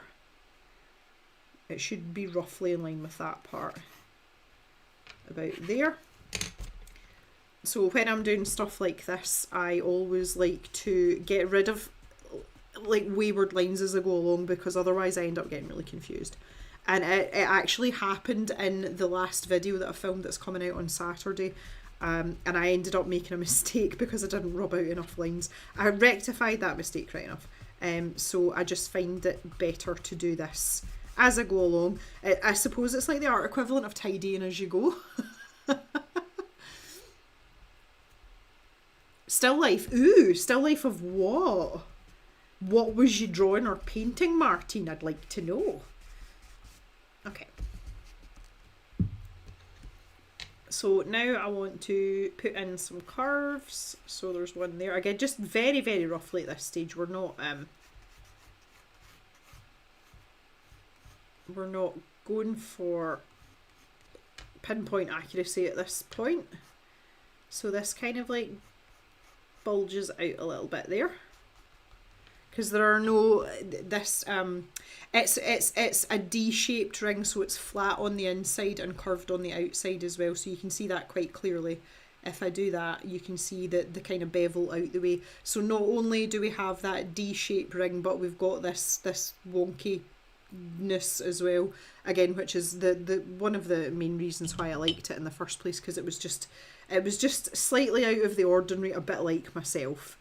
I always like things that are a wee bit different, and that was the reason. It was nothing to do. I say I didn't actually know it was an Armani ring at the time, and then I looked at the price and nearly threw up in my mouth. So there's that. Because that was a lot of money in the mid-noughties. Like £400 and odd was a huge amount of money in the mid-noughties. Like, I'm trying to think, that might even have been like half a month's wages for me or something at the point. But say I was footloose and fancy free, loads of money, was always at work, so had no time to spend it, and had no responsibilities other than paying rent. So yeah, I'm pretty sure the bulk of my wage at that point went on Jack Daniels. Almost certain that was the case. Okay, so this is much, I need to get a much smoother shape on the bottom here.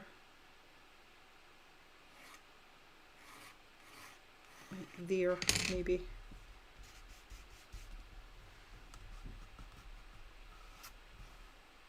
The one thing about, I was saying about the graphite smudging on this paper, the good thing about it is when it comes to erasing, it comes off so easily. So easily.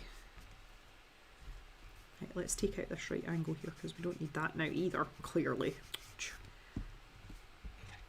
And this is much more, see, I've got like an almost square shape there. That needs to be much more curved. So I might even, that's not even that straight down there, it's at much more of an angle.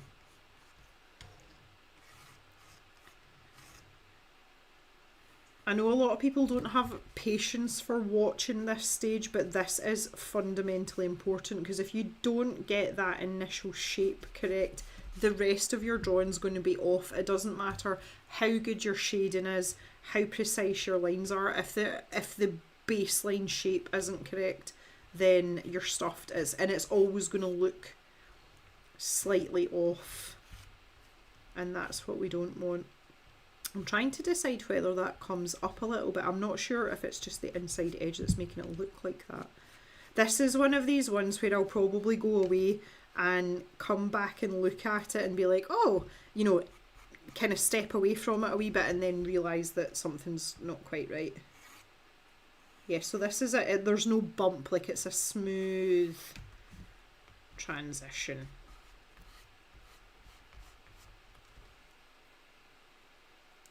Not good weather for nudes. Oh, what is wrong with you people? A red glass bottle with pussy willow branch. Oh my. Cocktail shaker and glass. Apple and lemon. Whoa, that sounds like a lot. Like, that's a lot. Where, you're not on basic stuff there. Jock's licking his belly. He's licking his back foot. That's the closest he can get to his stitches, so that's what he's going for. Yeah, it's his back leg. Jockey Mo. I love how Thea's on doggy watch here. You guys are babysitting my dog. That's a common like itchy point for him anyway. If he can't get to his belly, he'll lick his paws. Jock. So obedient, he really is, bless him. Are you alright? I think you're starting to brighten up a wee bit, aren't you? He just looks a bit more alert now. Okay. I don't want to give him too much of a hard time. It's been a big day for him, Right, okay, so let's... I'm not entirely convinced that this is completely correct. Yeah, he is definitely groggy. But I'm happy with this as a starting point to start putting in what I need. So we're going to have this bit down here.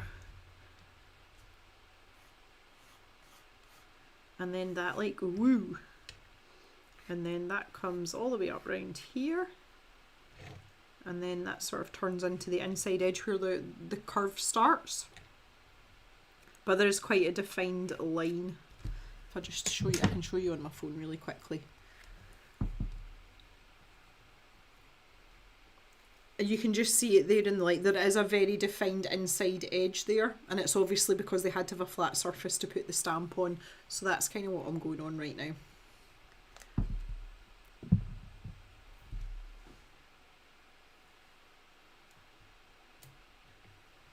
He's a groggy doggy.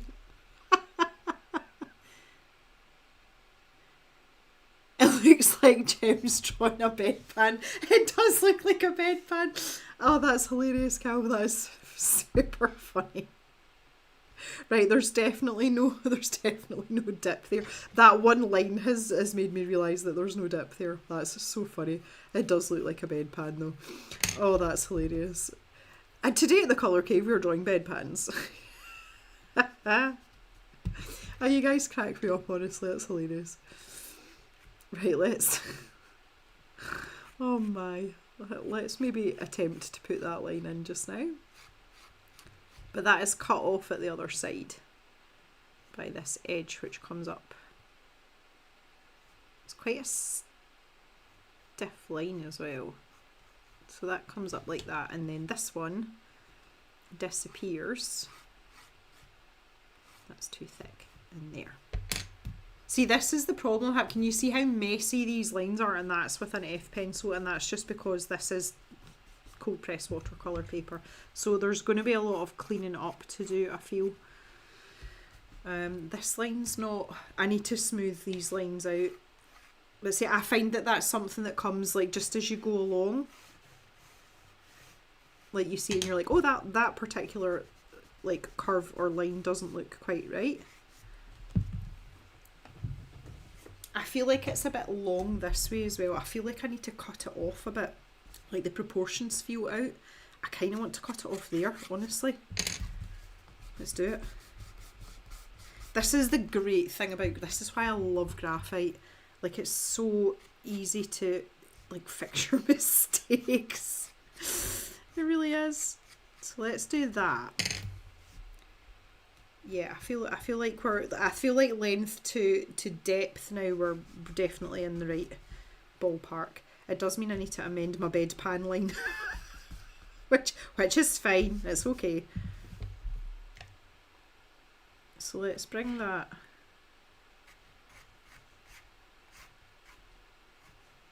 down, and then that comes up.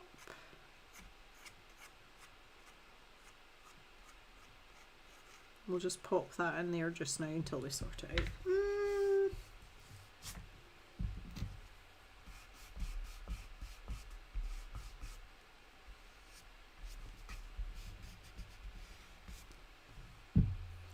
And this has got a bit more of a curve here. I'm going to take that away completely because it's influencing me, like it's like influencing my eye. Whereas I need to look more and draw less. Like spend more time looking than drawing, that's what I meant. Not, I know what I meant. Because this curve and this curve should be roughly the same angles.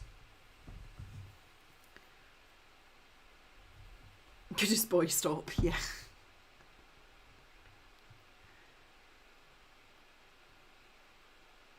You can rid your mistake very quickly, yes. Yes, absolutely.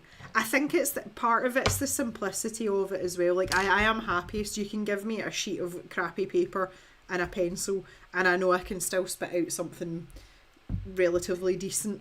And I really like that. Again, as someone who doesn't have a lot of time, that really appeals to me. Okay. I don't know how I feel about this. So the stamps, I feel like this is too deep as well.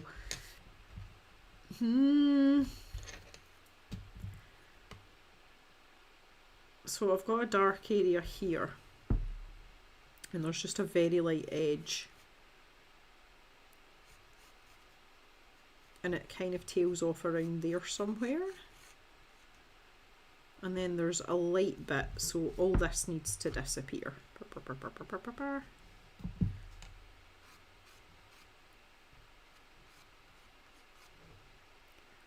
And then we've got this top edge here, so at least I've got that bit right. That's always something. And then there's this separate part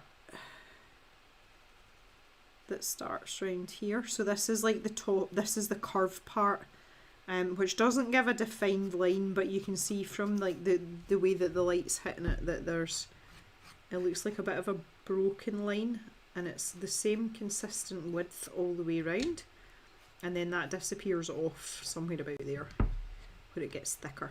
Okay.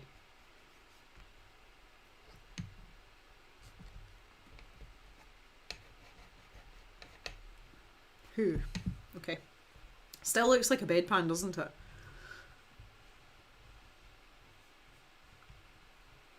I have such a disconnect when it comes to anything I do, especially if it turned out well. I look at it and wonder if I really was the one that did it. That's funny. I definitely don't have any of that. I think I'm maybe past that point because, again, I've mentioned this before, I find I get like a reality check. See, when I don't look at it with the naked eyeball, but I'll look at it through a camera lens, so this image I can see like over to my right here, it just seems to put things in perspective a bit more for me. And I don't know why that is. It's still too long this way. I need to cut this. It's easier to cut this side down because it's the opposite side. I think it actually needs to be here.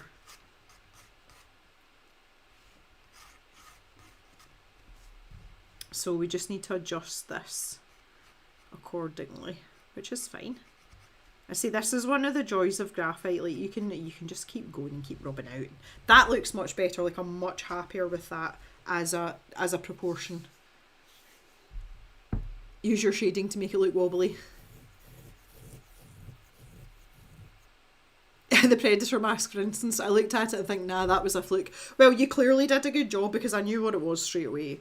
You know, there was no mistaking that someone drew what they were supposed to be drawing, so take from that what you will. I know that was a bit of a fucking cag-handed compliment, wasn't it? I'm terribly sorry. That came out all wrong. You know what I mean though, Cal. You know what I mean? Like, well, it looked like it.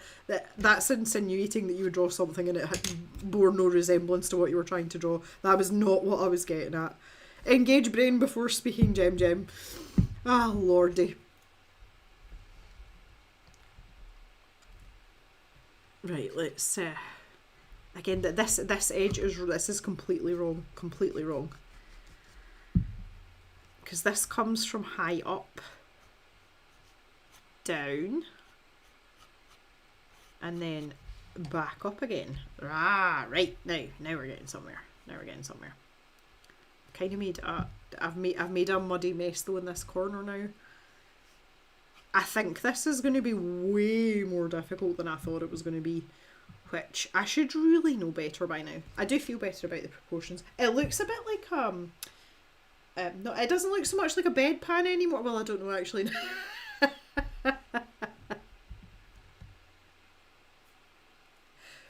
I was just doodling a dreadlock and it evolved and it didn't grow legs. Oh jeez. It's starting to look like a bit of like sourdough or something here. Right, I just need to find this placement area for... See, this is still too low. This needs to be like here.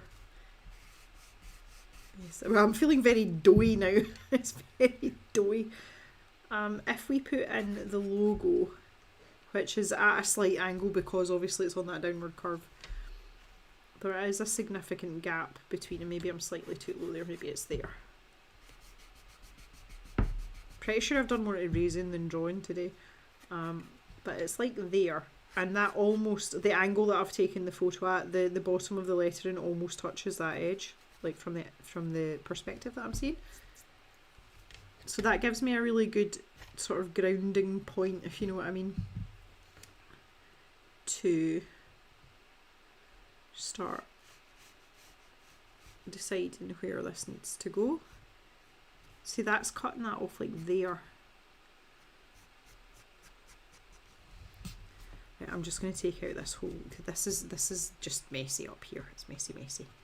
I can maybe zoom you in a little bit more. See what you're doing? It looks like a huge hot tub or a bassinet or a conker. It looks like a hula hoop. Do you know what it looks like? It looks like, do you know the hula hoop puffed ones you get that are the kind of floofy ones? That's what it looks like. Oh my goodness. That's exactly what it looks like. It looks like a puffed hula hoop. My goodness. For those of you outside of the UK, a hula hoop is a potato snack that's not quite what we would call a crisp, or Americans would call a chip. It's like a puffed corn version, but they're circular, like a hula hoop, unsurprisingly.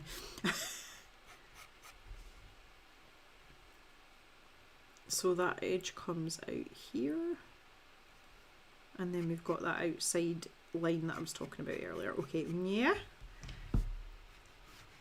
And we're going to bring that down and round, get rid of that because that's nonsense. And that kind of tails off like there. Okay, these proportions are starting to look a bit more sensible. This is way more work than I thought it was going to be. Way more work. I kind of like it though. I like to get something to really get my teeth into and be very precise with, because on the flip side, normally when I'm painting, I'm like, I'll just put a paintbrush stroke down and see what happens. So it's nice to have the sort of precision aspect. And when I look at this image, this side is longer than this side, again because of the wonky. I'm going to take that to there though. Right, so I just want to, I'm quite happy with this now. I will make tweaks, but I'm happy that the dimensions are a bit more realistic. This still goes the wrong way too much though.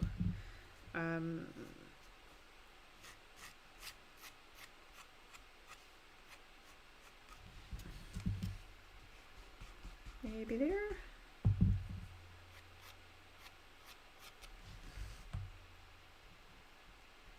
Okay, that looks a lot better. I'm a lot happier with that. I love how Jem is concerned about her comment about my Predator pic when I called her Ring a bedpan.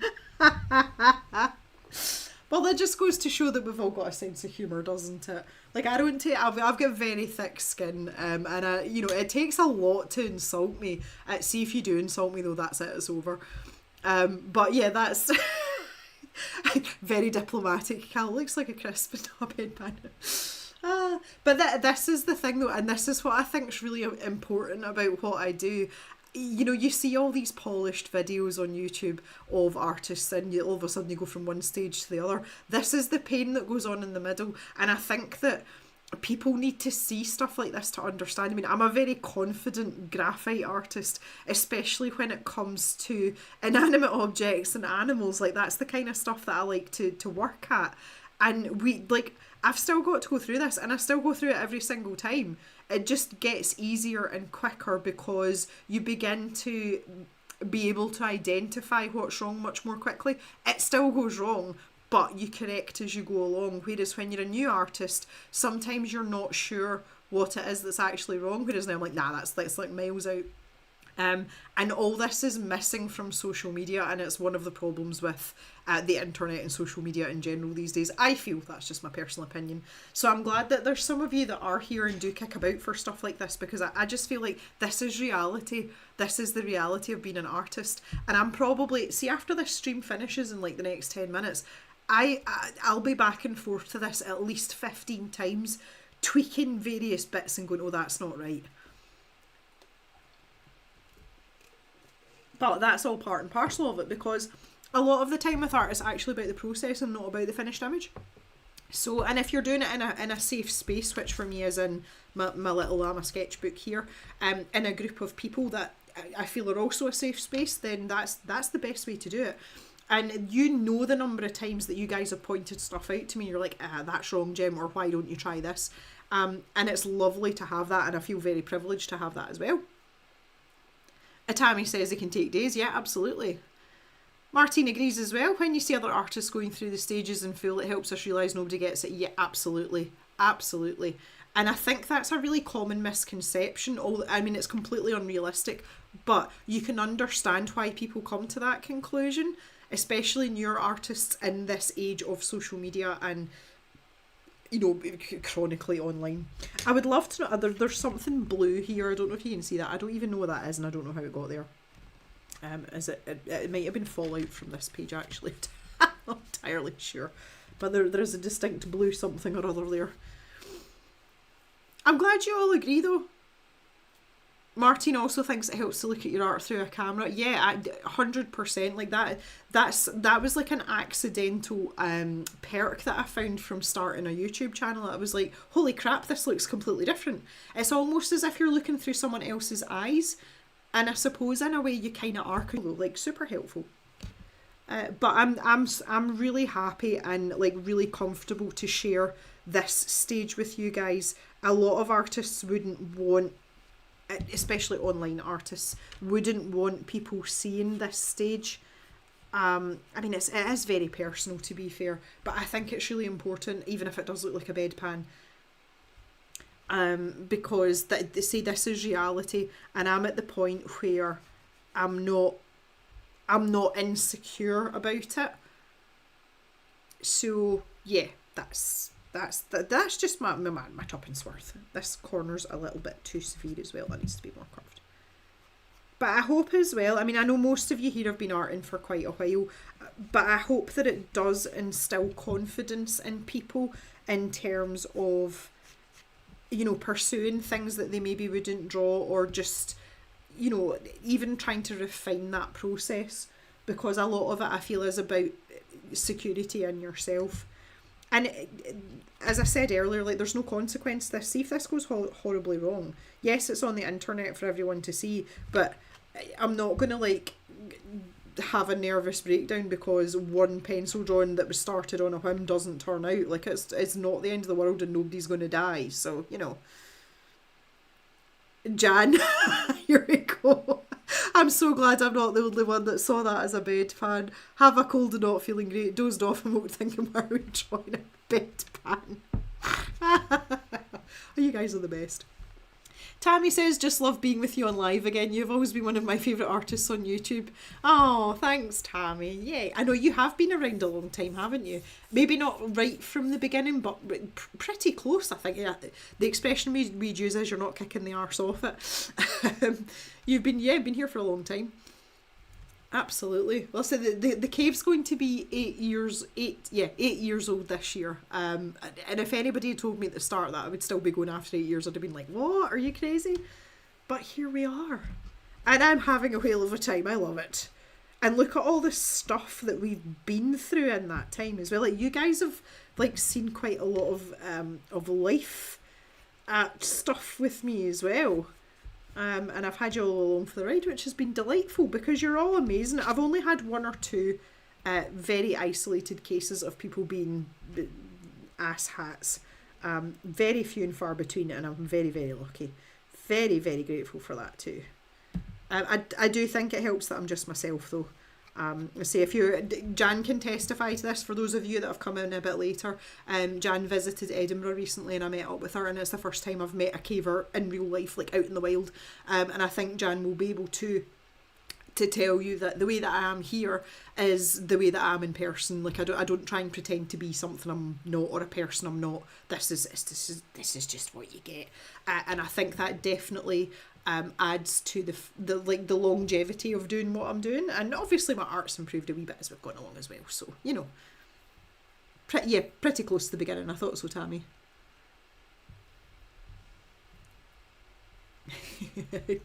Just love it. Okay. Well, I'm so glad and I'm so thankful, Tammy. Thank you so much for sticking around for so long. Okay, right. Just before we finish up, it's just after 5 just now. Naturally, I have a convalescing dog to look after. Oh, hi, Black Rose. When did you tiptoe in? If you come to Scotland, you're more than welcome. I will show you around. I will look after you as best I can.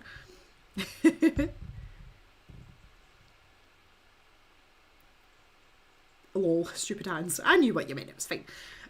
So I can't stick around too long because I need to concentrate on Jock and just basically sit and watch him sleep. But that's very important today. So I just want to go back to what I was talking about earlier about darker parts and lighter parts. So just very loose just now. So there's a little reflection there, so I'm going to put a little arrow in there just to remind myself. And then this section here is very dark, again down to that line where the flat edge comes in of the inside of the ring, and then it kind of floofs out a bit. This part here is darker, and then there's a separate line here that's dark, so I think I'll just try and dab out the rest of that a wee bit. And then it pops back up a wee bit there, round to there, and then disappears. So we've got a kind of the reflection part here. See, I'll just kind of like blah blah blah this in, and then I can see the reflection of myself, which is kind of a weird shape. It looks like my hand. I'm not entirely... I can see like a reflection of my red jumper as well, but it's very, very subtle. So that's like a mid-tone, but that literally cuts off there. And then that part in there's actually a bit lighter. And then this comes all the way around here. And then we've got a super dark patch up here. And bring that around. And then it all gets a bit kind of wishy-washy and scratchy and pitted there. But again, that's quite dark there. And that dark bit comes round in a curve. And then we've got a reflection here. And we've got an even lighter reflection here.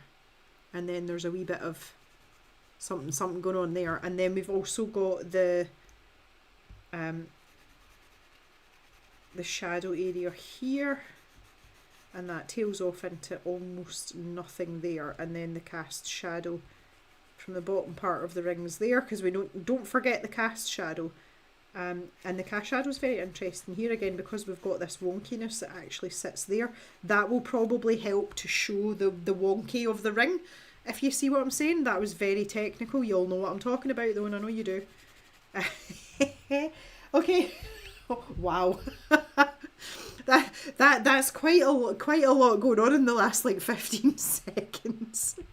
That was, you literally got my stream of consciousness there. That was my brain fart in real time. Congratulations to you all. Oh, I'm sorry. That is literally though how I do it though. Like that is my actual process. Right, so onto, good grief, onto this inside part now. We've got a little dark spot here, which kind of is a bit bendy, and then there's this lighter patch here, and it comes up and round. That's a part that obviously doesn't touch my finger in any way, or touches it a lot and it's polished it clean, and I'm not quite sure which way round that is. I'll figure that out later. And then we've got our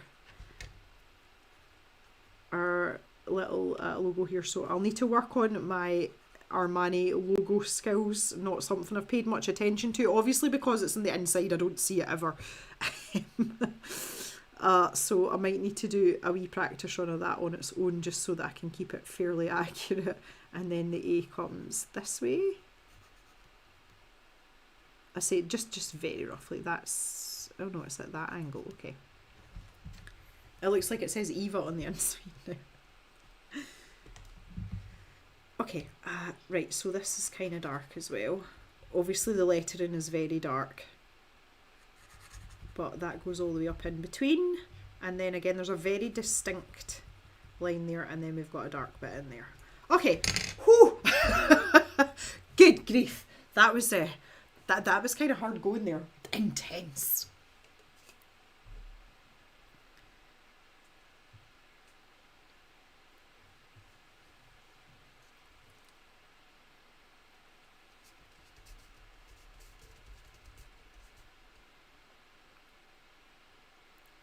The haggis. Jan is, for everyone else again, Jan is older than me. That's all I will say. And in her life has never had any haggis. Jock, leave yourself alone, please. Good boy.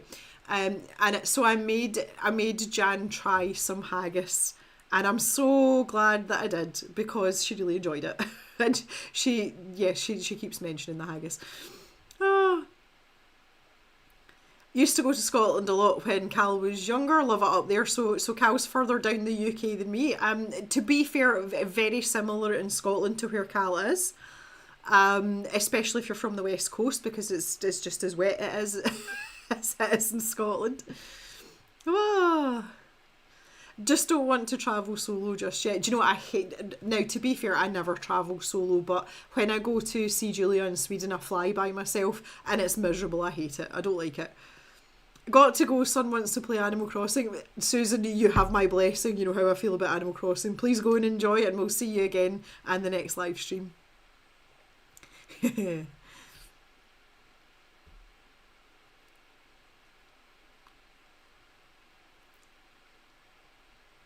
Green Hat. Hi, Green Hat. Green Hat, do me a favour. I sent you an email. Oh, Jock's on the move. I sent you an email about your little prize from the giveaway. If you could email me back, that would be great, because I'd like to get it posted out to you. I just wanted to double check your address. I'm not sure if you've still got the same address. So if you could get in touch, that would be great. It's lovely to see you. Thanks for popping in, but we are literally just finishing up. Has someone explained to Black Rose what I've been drawing? Hopefully they have. It's not a bedpan. Is that, yeah, the bedpan's definitely going to become another in-joke.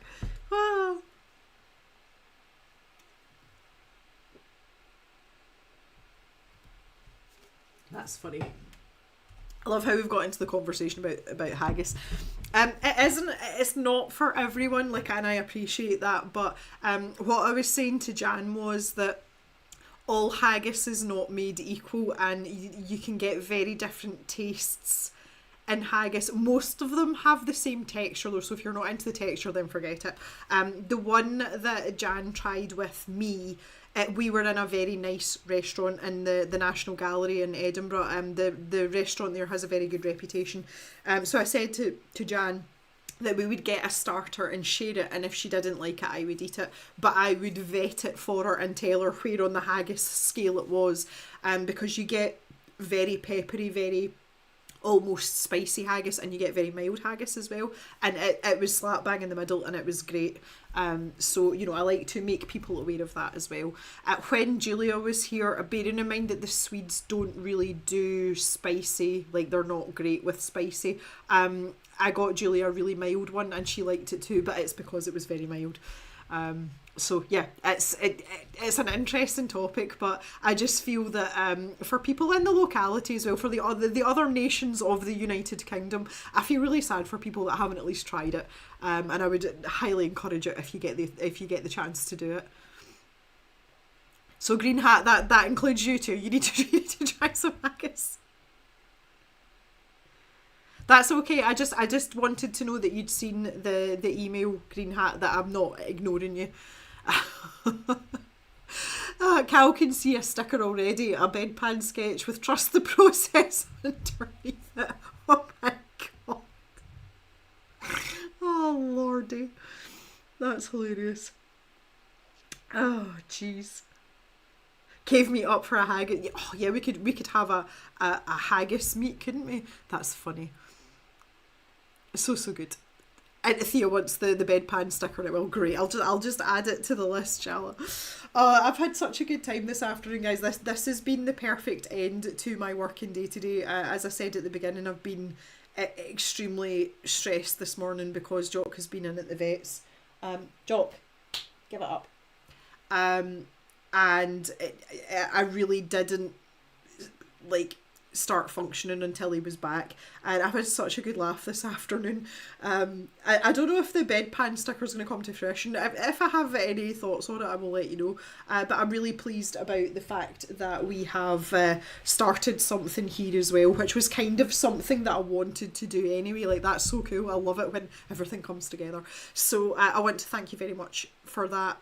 Thanks for everyone that's joined in today. The chat's been really lively today, and it's not been a particularly well populated stream, so thank you very much for all your input. I know you all have a good time when you're here anyway, so that's good to know. So our next WIP Wednesday is 2 weeks away, so it's not next Wednesday but the following Wednesday. There will be videos in between, and we also have Sketchy Sunday after that as well. I might keep this particular work for Sketchy Sunday, we'll wait and see. So that is it for today, guys. Thank you once again. We've got pink udder hands. Love it. Love it. We're just quite a nice little cozy unit on a Wednesday afternoon, aren't we? So yeah, all good and well. So I'm going to pop off now and go and look after my wee dog and just make sure that he's going to be okay.